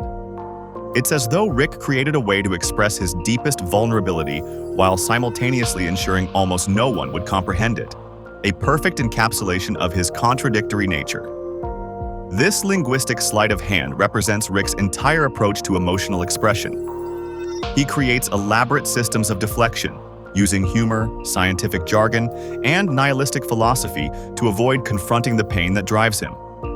His catchphrases function as a psychological shield, allowing him to broadcast his suffering while maintaining the illusion of detachment that protects him from further hurt. Rick's relationship with Unity in autoerotic assimilation offers one of the clearest windows into his emotional world. Unity, a hive mind capable of controlling entire civilizations, is perhaps the only being in the multiverse complex enough to engage with Rick on his level. Their reunion initially seems like just another of Rick's hedonistic adventures, but it quickly becomes apparent that they share a deeper connection. When Unity ultimately leaves him, we witness Rick at his most vulnerable, alone in his garage, surrounded by the evidence of their time together. What follows is one of the darkest moments in the series. Rick, consumed by loneliness and abandonment, attempts suicide. He methodically prepares a creature for death, incinerates it, then positions himself to follow it, only failing because he passes out from intoxication before he can complete the act. This scene strips away all pretense, revealing the profound despair that Rick's scientific brilliance and caustic wit typically conceal. When everyone, even a collective consciousness capable of understanding him on multiple levels, leaves him alone with his thoughts, the pain becomes unbearable. Rick's intelligence, the very quality that makes him exceptional, also functions as the barrier that prevents him from connecting with others. His mind operates on a level that renders most beings, in his perspective, little more than predictable automatons following simplistic patterns.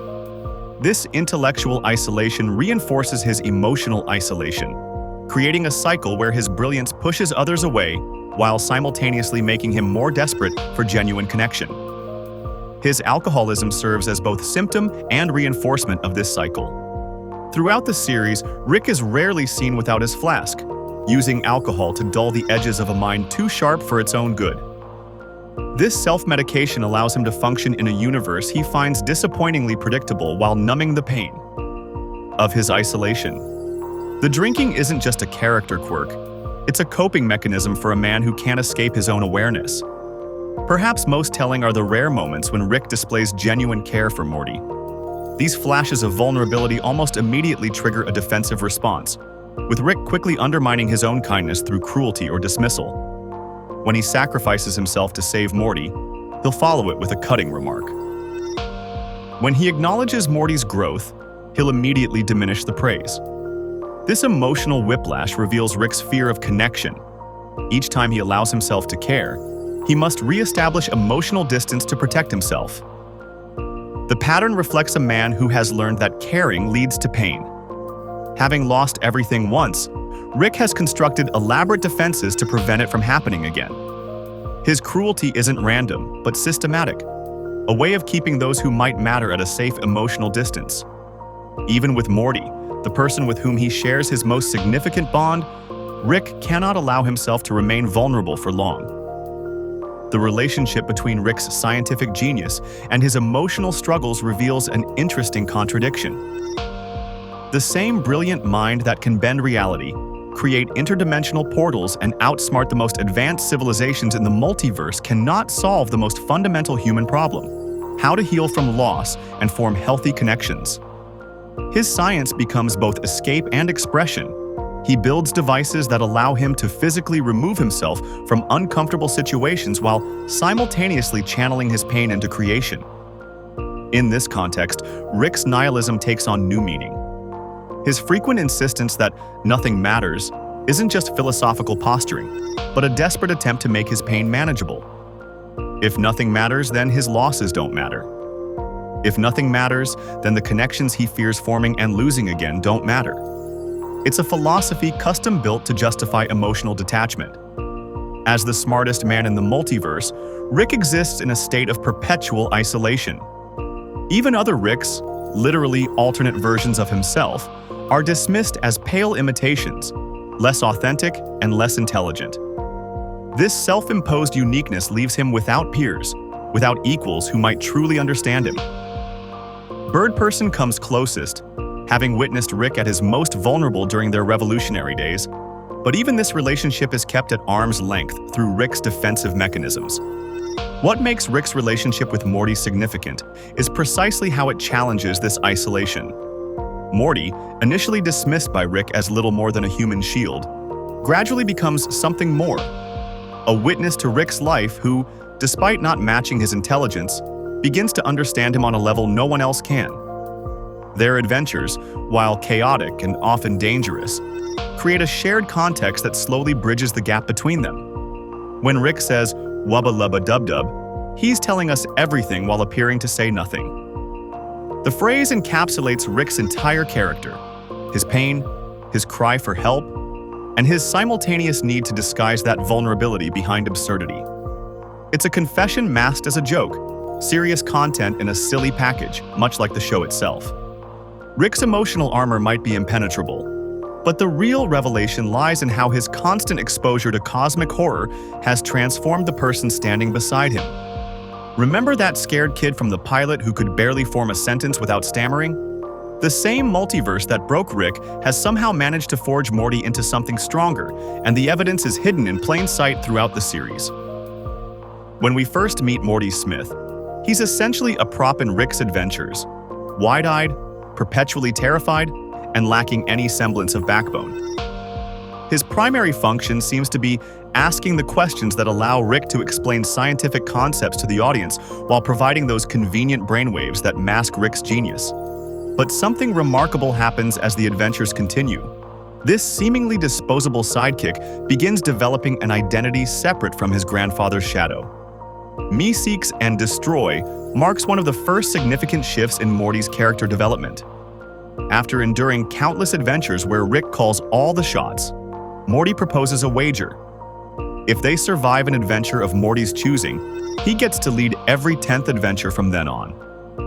This seemingly small request represents Morty's first real attempt to assert control over his relationship with Rick.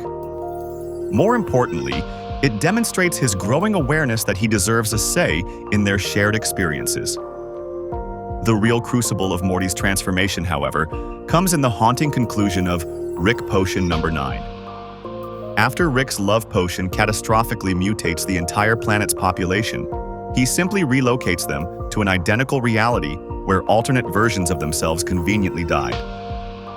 The episode ends with Morty burying his own corpse in the backyard, a moment that fundamentally alters his understanding of his place in the multiverse. This isn't just disturbing imagery. It's the exact moment Morty begins to understand the implications of infinite realities. His innocence doesn't just die. He literally buries it.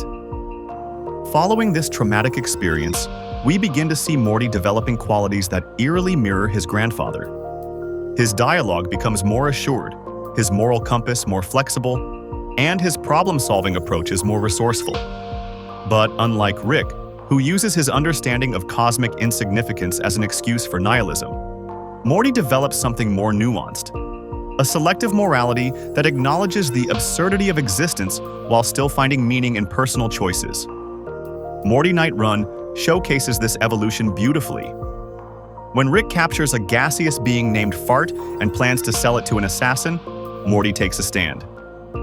He doesn't just disagree with Rick, he actively defies him, freeing the creature and helping it escape. Throughout the episode, Morty demonstrates newfound confidence in challenging Rick's decisions and asserting his own moral boundaries.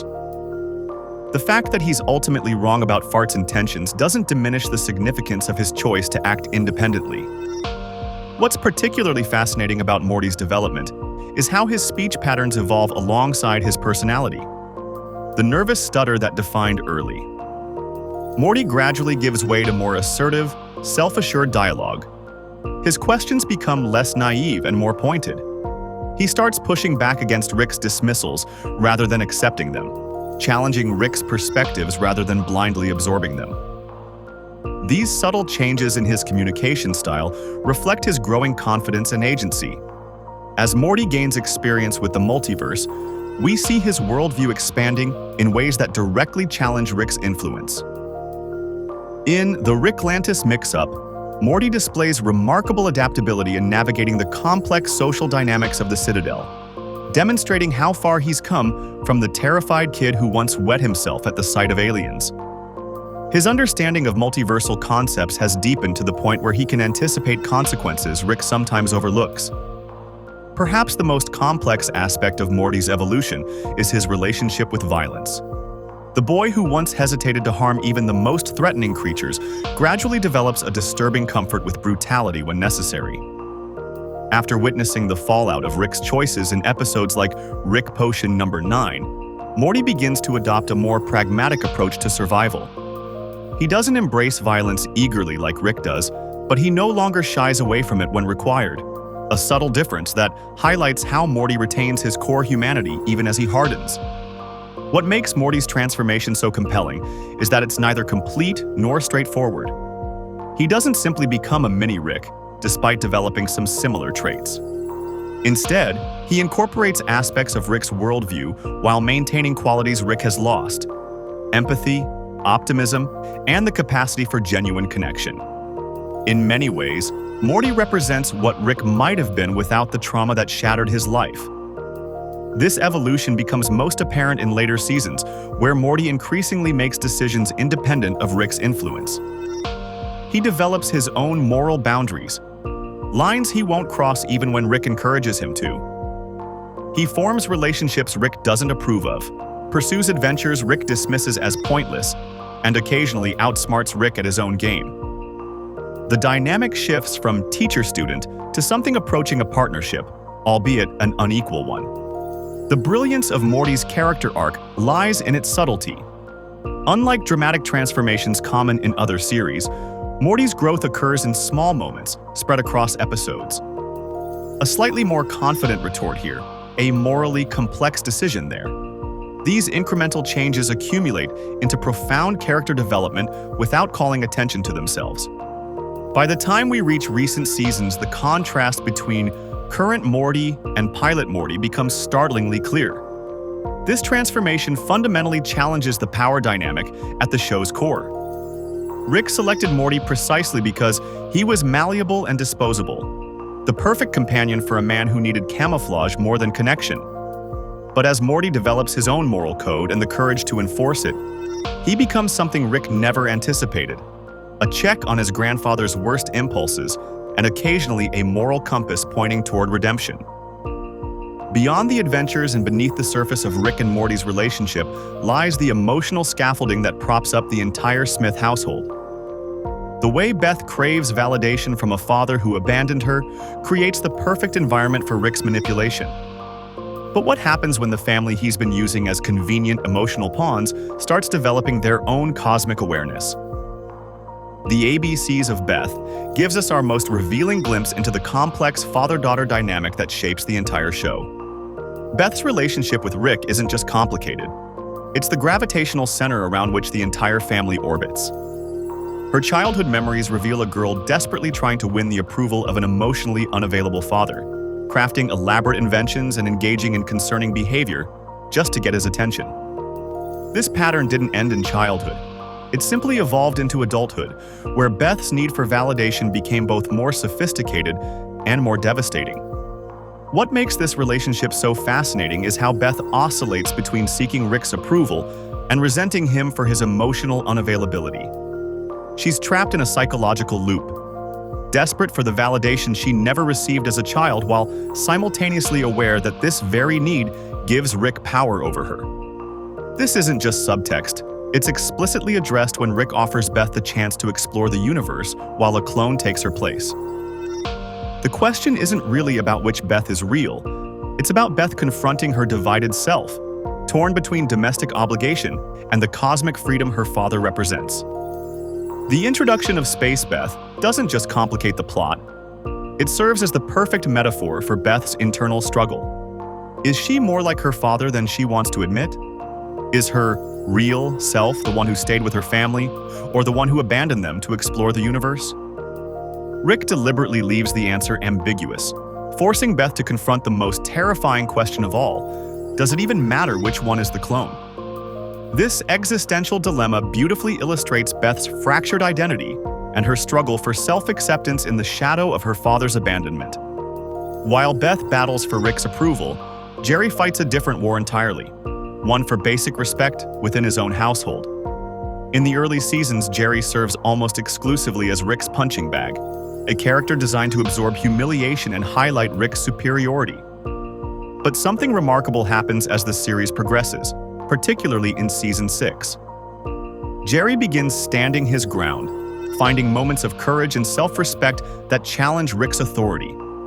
These moments aren't just played for laughs. They represent genuine character growth as Jerry discovers that his worth isn't determined by Rick's assessment of him. The evolution of Jerry, from complete pushover to someone capable of occasionally standing up to Rick, represents one of the show's most subtle and rewarding character arcs. What makes this transformation significant isn't that Jerry suddenly becomes as intelligent or capable as Rick. He doesn't. It's that he starts to recognize his own value outside of Rick's rigid hierarchy of worth. Jerry's growth doesn't require him to become like Rick. It requires him to reject Rick's metrics entirely. Summer's character journey follows a different trajectory altogether. Initially positioned as the stereotypical disaffected teenager, Summer gradually becomes integrated into Rick and Morty's adventures, particularly in Season 6. What makes Summer's perspective unique is that she enters Rick's world with more emotional maturity than Morty initially had. She's not wide-eyed or easily manipulated. She's aware of the manipulation and chooses to participate anyway, often for her own purposes. As Summer becomes more confident and capable, she emerges as a character who can sometimes challenge Rick on his own terms.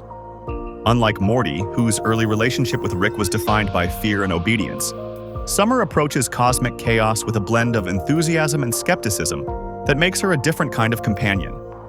Her willingness to step up in dangerous situations places her on more equal footing with Rick and Morty, creating a triumvirate of Smith family adventurers, rather than just the titular duo. What makes the Smith family dynamic so compelling is how Rick manipulates each relationship to maintain his position of power. With Beth, he dangles approval and validation just out of reach. With Jerry, he employs direct intimidation and mockery. With Summer, he offers access to adventure and excitement. With Morty, he creates dependency through shared trauma.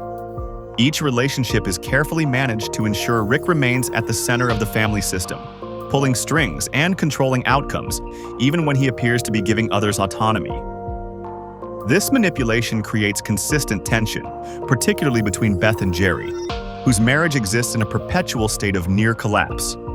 Rick's presence in the household serves as both the glue that holds them together through shared adventures and crises, and the solvent that threatens to dissolve their bonds through his constant undermining of Jerry and enabling of Beth's worst tendencies. Every family dinner, every casual interaction in the garage, every seemingly throwaway moment is infused with this underlying power struggle. What makes the show's portrayal of family dynamics so effective is that it balances cosmic adventures with painfully relatable emotional conflicts. When Beth struggles with her father's approval, when Jerry feels emasculated, when Summer feels overlooked, when Morty feels manipulated. These are universal family dynamics amplified by the presence of interdimensional travel and alien technology. The Smith family doesn't just inhabit Rick's world, they transform it through their emotional responses to his presence. Creator interviews emphasize this exact point. While Rick and Morty are the central focus, the entire Smith family plays a crucial role in the emotional landscape of the show. The interactions between family members reflect deeper themes of connection, trauma, and the search for identity. Rick's genius doesn't exist in a vacuum. It creates ripples through the family system that force each character to adapt, resist, or break in response. Rick's self-destructive individualism finds its ironic counterpoint in a society built entirely of himself. The Citadel of Ricks stands as perhaps the strangest contradiction in the multiverse. Thousands of versions of the most anti-authoritarian scientist in existence voluntarily creating an elaborate bureaucracy. While Rick C-137 travels with his family, an entire civilization of his alternates has institutionalized his worst qualities, transforming his genius into systematic oppression. The Citadel's structure reveals everything wrong with Rick's character when amplified across an entire society. Walking through its streets, you'd notice the rigid class hierarchy immediately.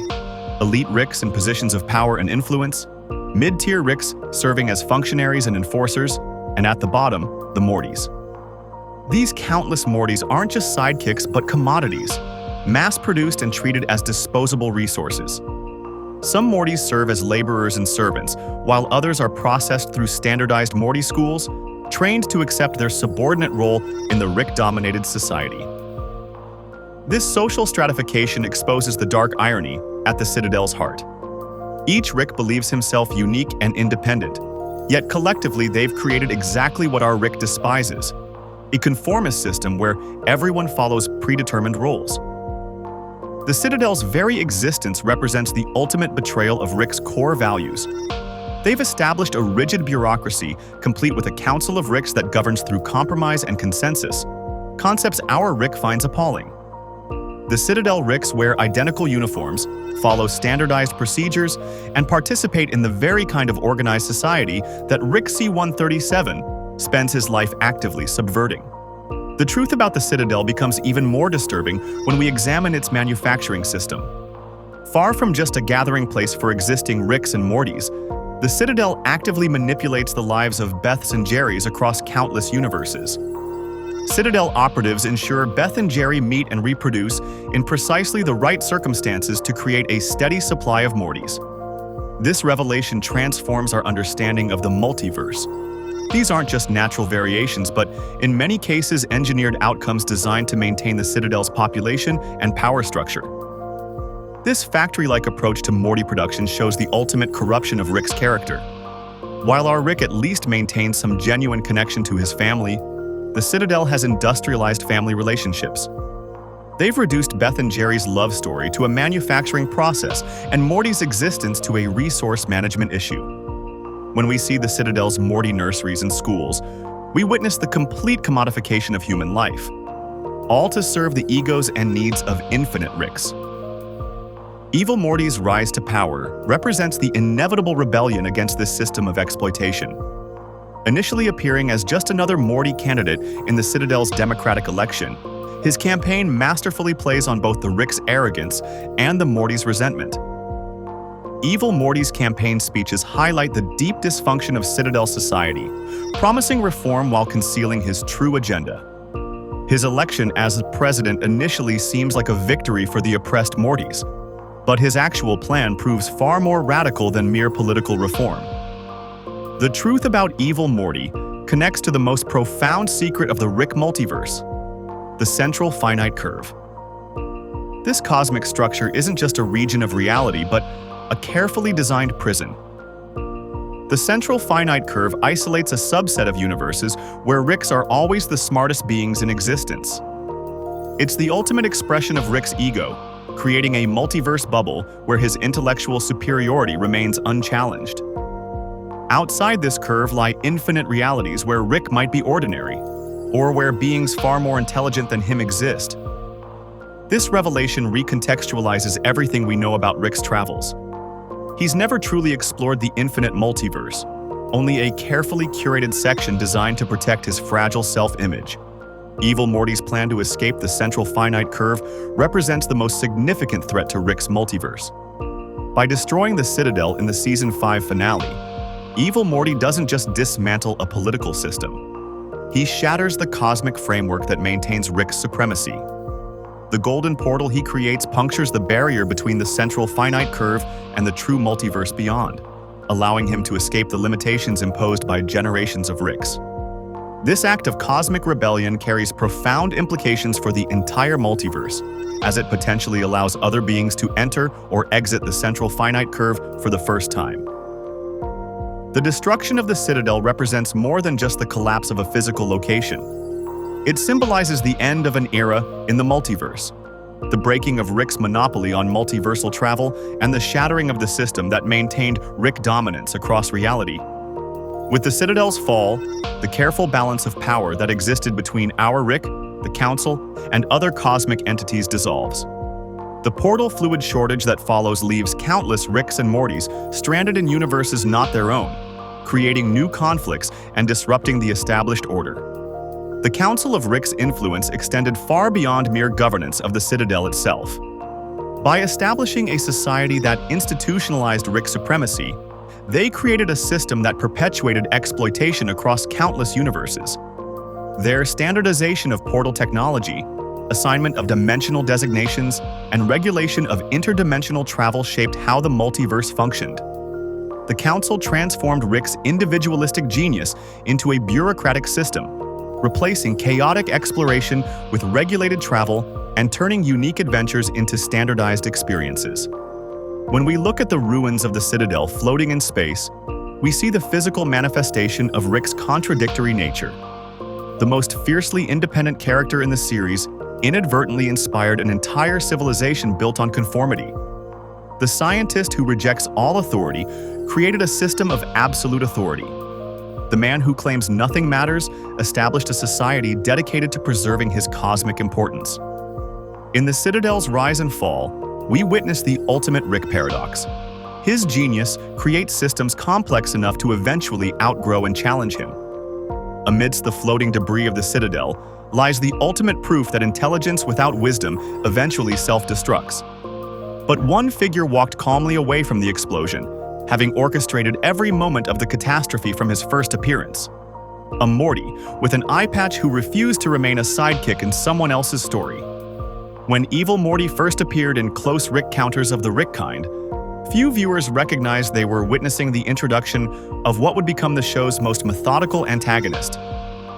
Initially presenting as a victim, this Morty revealed himself in the episode's final moments as the puppet master who had been controlling a Rick, inverting the show's fundamental power dynamic. That single image, a Morty removing his eye patch with cold calculation, planted the seed for a character who would gradually emerge as the embodiment of rebellion against Rick's dominance. Unlike most villains who announce their intentions with monologues and grand gestures, Evil Morty's approach has always been defined by patience and subtlety. His appearances across the series are sparse but significant, each one advancing a master plan that remained largely invisible until its culmination. In the Ricklantis mix-up, we witness Evil Morty orchestrating a political campaign that exploits the very societal weaknesses of the Citadel, the resentment of subjugated Mortys and the complacency of privileged Ricks. His ability to manipulate both groups revealed a level of strategic thinking that elevated him beyond a simple antagonist to something more profound. A systematic dismantling of Rick's world from within. What makes Evil Morty particularly fascinating is how he serves as a dark reflection of what our Morty might become.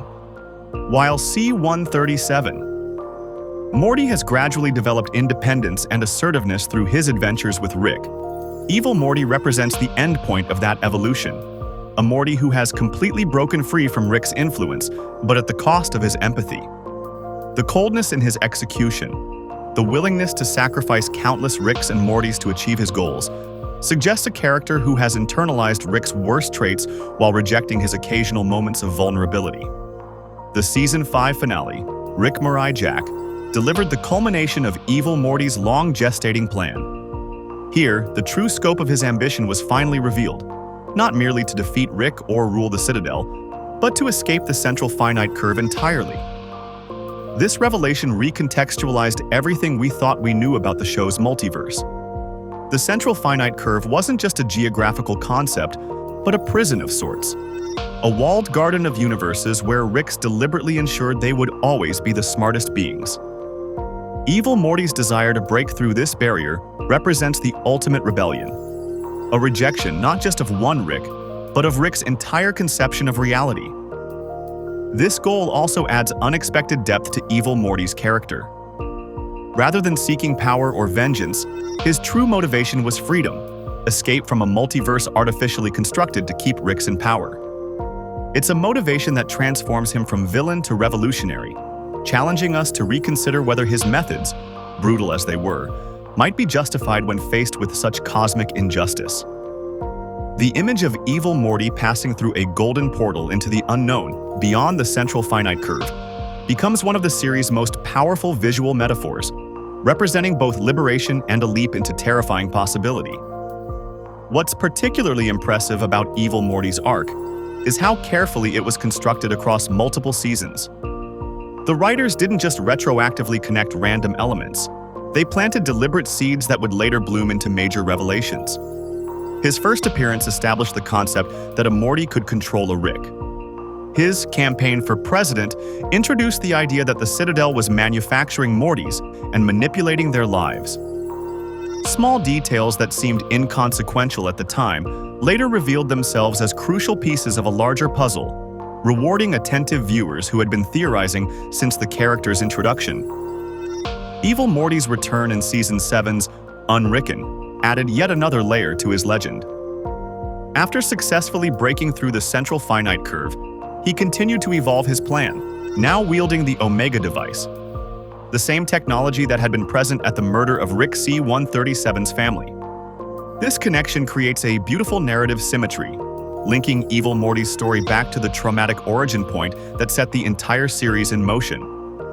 It suggests a level of planning that extends beyond even what viewers had previously suspected, raising questions about how much Evil Morty might have known about Rick's personal history all along. Throughout his appearances, Evil Morty functions as a critique of Rick's fundamental worldview. Rick often claims that nothing matters in an infinite multiverse, yet he helps construct and maintain a system, the central finite curve, specifically designed to matter very much, to preserve his position of intellectual superiority. Evil Morty exposes this hypocrisy, challenging the nihilistic philosophy Rick uses to justify his behavior. If nothing truly mattered to Rick, why would he contribute to a cosmic system designed specifically to protect his ego? The relationship between Evil Morty and our Morty creates another fascinating dynamic. While they've had minimal direct interaction, Evil Morty serves as both a warning and a temptation for C-137 Morty, showing what he might become if he fully embraced Rick's influence while rejecting Rick himself. The similarities between them grow more apparent as our Morty becomes more capable and morally flexible, raising the question of whether there's a point of no return in Morty's development. A line that once crossed would set him on the path to becoming something like his eye-patched counterpart. What makes Evil Morty's narrative so satisfying is how it undermines the very foundations of Rick's power. Rick's greatest advantage has always been his intelligence, his ability to outsmart everyone around him. Evil Morty defeats Rick not by being smarter in a conventional sense, but by being more patient, more willing to work within systems rather than against them, and ultimately more committed to his goal. While Rick bounces between adventures and distractions, Evil Morty maintained unwavering focus across years, demonstrating that in some ways, determination can be more powerful than raw genius. Fan theories about Evil Morty have been particularly abundant since his first appearance, with viewers speculating about everything from his origin to his ultimate goals. What's remarkable is how many of these theories have been gradually confirmed or incorporated into the official narrative. This suggests that the writers were not only aware of fan speculation but respected the intelligence of their audience enough to reward their close reading of the show. Rather than subverting expectations for shock value, the Evil Morty arc has validated the most thoughtful fan engagement, creating a rare harmony between creator intent and audience interpretation. The visual representation of Evil Morty has always been minimalist but effective. The eye patch initially suggesting vulnerability, but later revealed as a tool of deception, the calm expression contrasting with the chaos he creates. When he finally removes the eye patch permanently in the Season 5 finale, it symbolizes his complete rejection of the need for disguise or manipulation. Having achieved his goal, he no longer needs to play any role but himself. Perhaps the first character in the series to truly achieve authentic self-determination. The golden portal that carried Evil Morty beyond the boundaries of Rick's influence tells us something profound about the device that's been at the center of the show since its very beginning. That iconic green glow isn't just a stylistic choice. It's a deliberate visual representation of the prison Rick himself created, a color-coded boundary disguised as infinite freedom. When we look at Rick's portal gun, we're not just seeing a sci-fi gadget. We're seeing Rick himself, externalized in mechanical form. This deceptively simple device embodies all of Rick's contradictions. It represents both his greatest achievement and his most significant emotional crutch. The portal gun gives Rick unlimited freedom to explore infinite realities while simultaneously enabling his most destructive habit, running away from emotional consequences. Throughout the series, the portal gun has served as Rick's ultimate escape hatch. Whenever a situation becomes too emotionally charged or when he's confronted with the damage he's caused, Rick's first instinct is to reach for that device. With a casual flick of his wrist, he creates a doorway to literally anywhere else. This pattern established Rick's character early on. Someone brilliant enough to access infinite possibilities, yet emotionally stunted enough to use that ability primarily as an avoidance mechanism. The significance of the portal's green color becomes especially clear after Evil Morty's escape. That signature emerald glow directly connects to the central finite curve, the collection of universes where Rick is the smartest being. It's not just a portal, it's specifically a portal to realities that cater to Rick's ego and sense of superiority.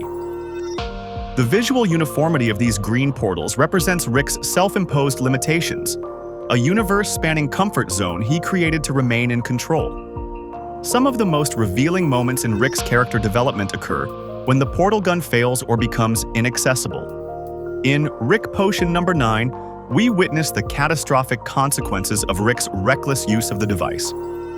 After accidentally turning their entire universe into Cronenberg monsters, Rick's solution isn't to fix his mistake. It's to find a reality where another Rick and Morty conveniently died, allowing them to take their places.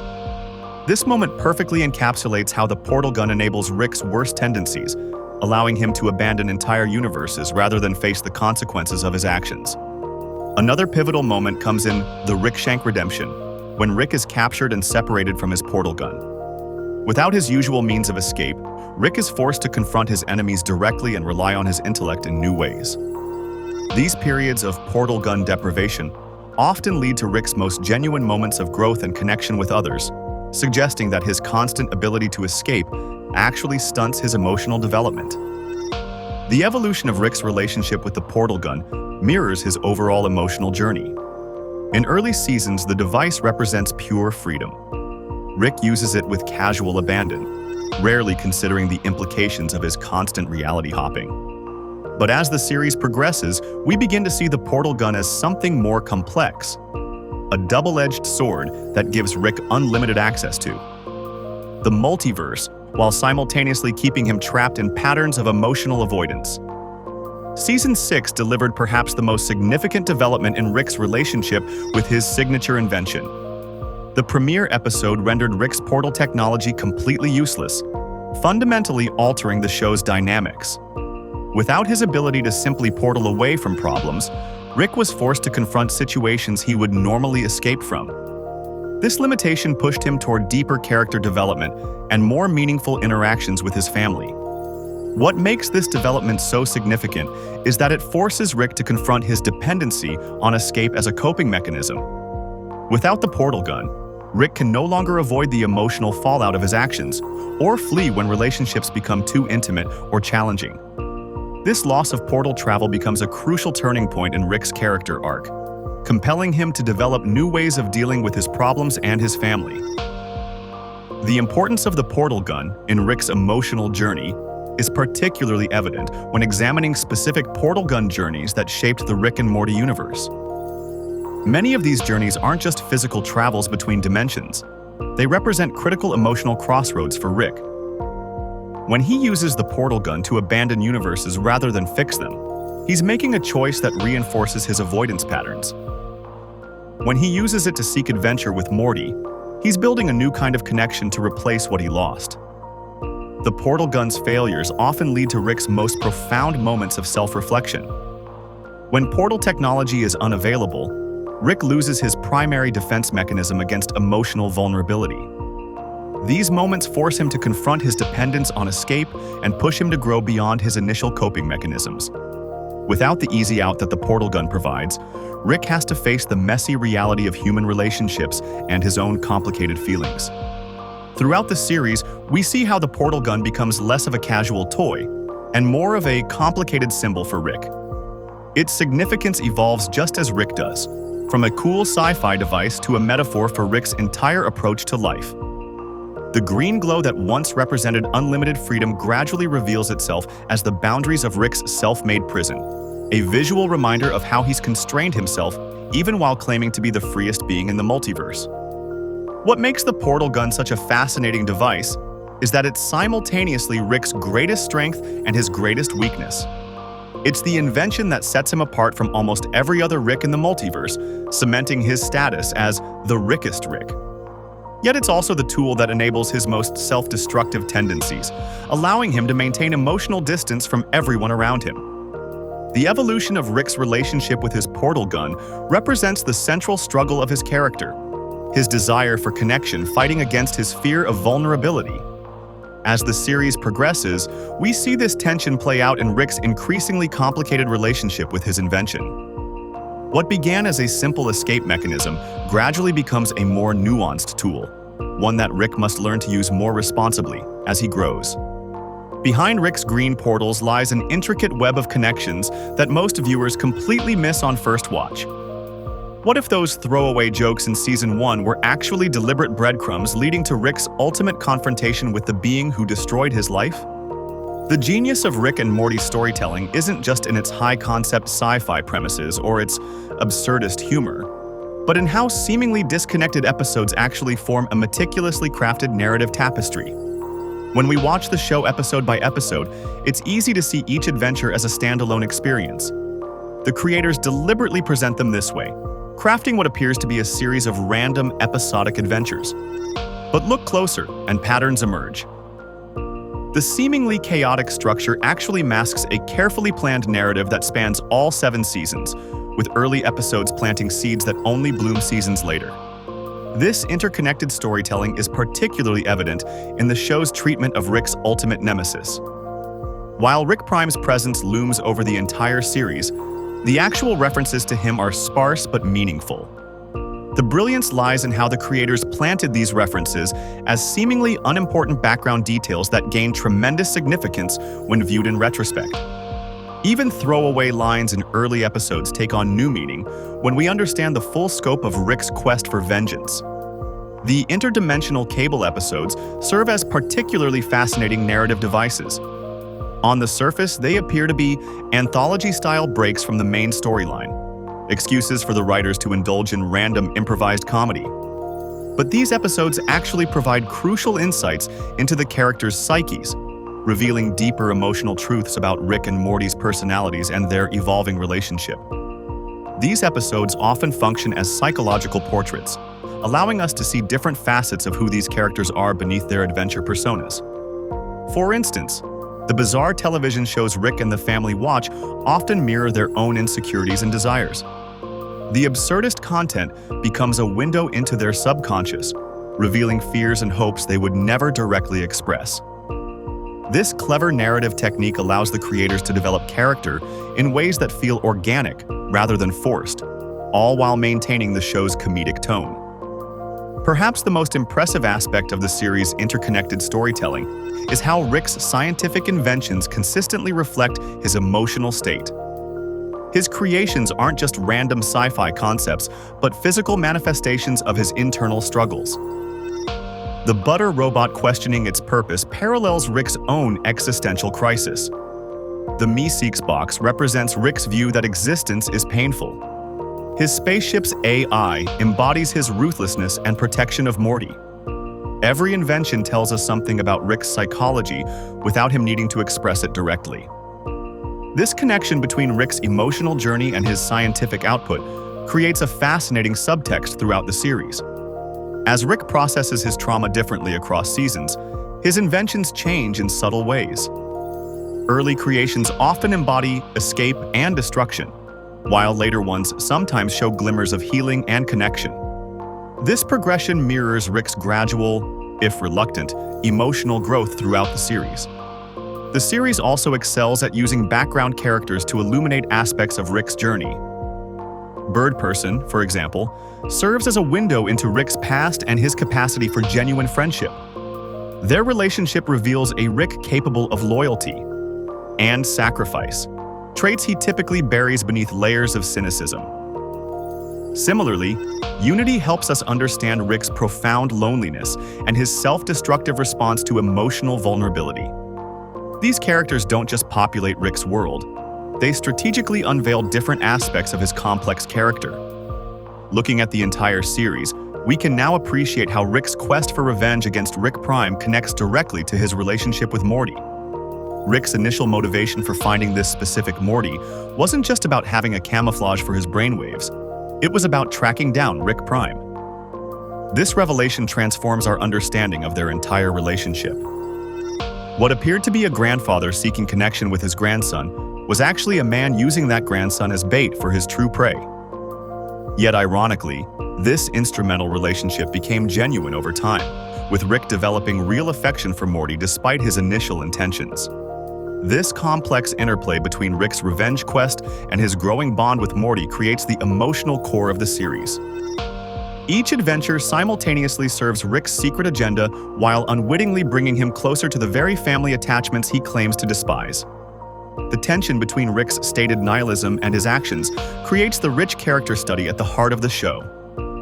Season 7 brought this narrative full circle with Rick finally confronting and killing Rick Prime. Yet this moment of long-sought vengeance did not bring Rick the closure he expected.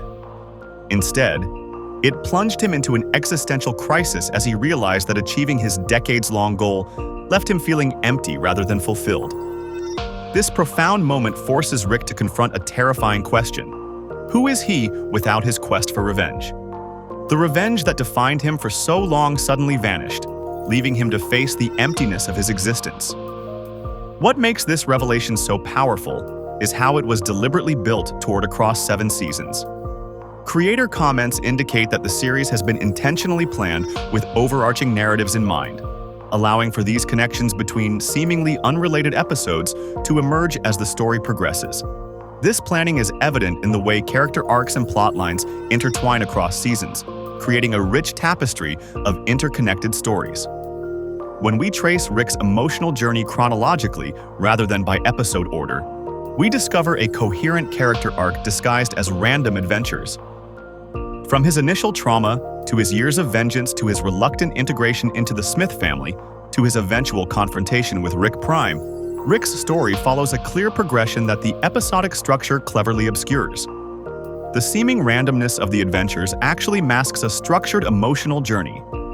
This is why episodes that initially seemed disconnected from the main mythology, like Pickle Rick or the Vat of Acid episode, actually contain crucial character development that advances the overall narrative. Each adventure, no matter how absurd, ultimately contributes to our understanding of Rick's psychology and his gradual transformation from a man defined by vengeance to one capable of genuine connection. The true brilliance of Rick and Morty lies in this balance between episodic chaos and narrative coherence.